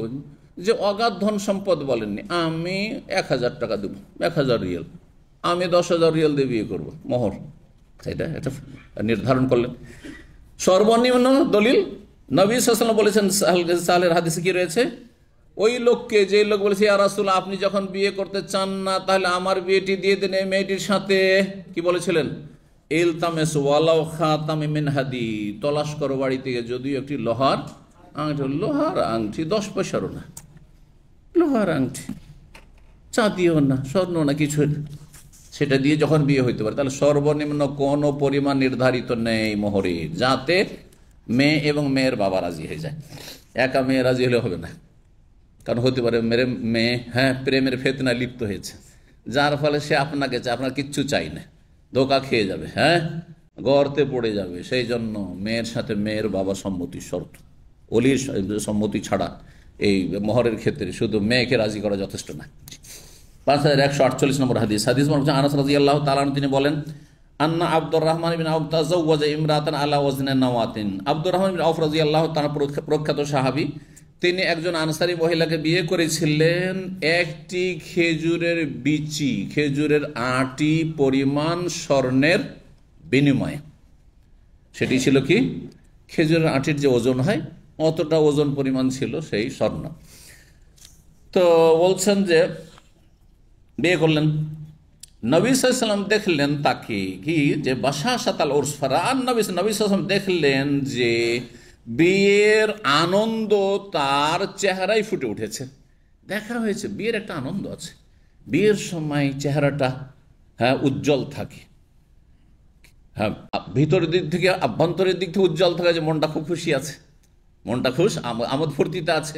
এটা একটা অতি একটা চেহারা, আর মানে লাবণ্য সৌন্দর্য বাড়ে মানুষের। আর একটা জিনিস হচ্ছে যে শারীরিক দিক থেকেও সে একটু চাকচিক্য হয়েছে, আর সুন্দর সেজেছে, কিছু লাগিয়েছে হয়তো। জি, তো জাফরান, যেমন আরবরা কি ব্যবহার করতো? জাফরান ব্যবহার হতো, যাতে উজ্জ্বল শরীরের উজ্জ্বলতা বাড়তো, সৌন্দর্য বাড়তো, আর তার সাথে সুগন্ধ ছিল। তো বা তার স্ত্রী হইতে পারে, তার স্ত্রীর সাথে যখন মেলামেশা বাসর হয়েছে তখন তার স্ত্রী, যেহেতু মহিলাদের ক্ষেত্রে জাফরানের সুগন্ধির কথা রয়েছে হাদিসে। তো নবী সাল্লাল্লাহু আলাইহি ওয়াসাল্লাম তার চেহারায় বিয়ের খুশি অনুভব করলেন বা দেখতে পেলেন। ফাসালাহ, তাকে জিজ্ঞাসা করলেন যে কি ব্যাপার, মাহিয়াম, অন্য হাদিস রয়েছে, কি ব্যাপার, এত সুন্দর লাগছে কেন তোমাকে দেখে।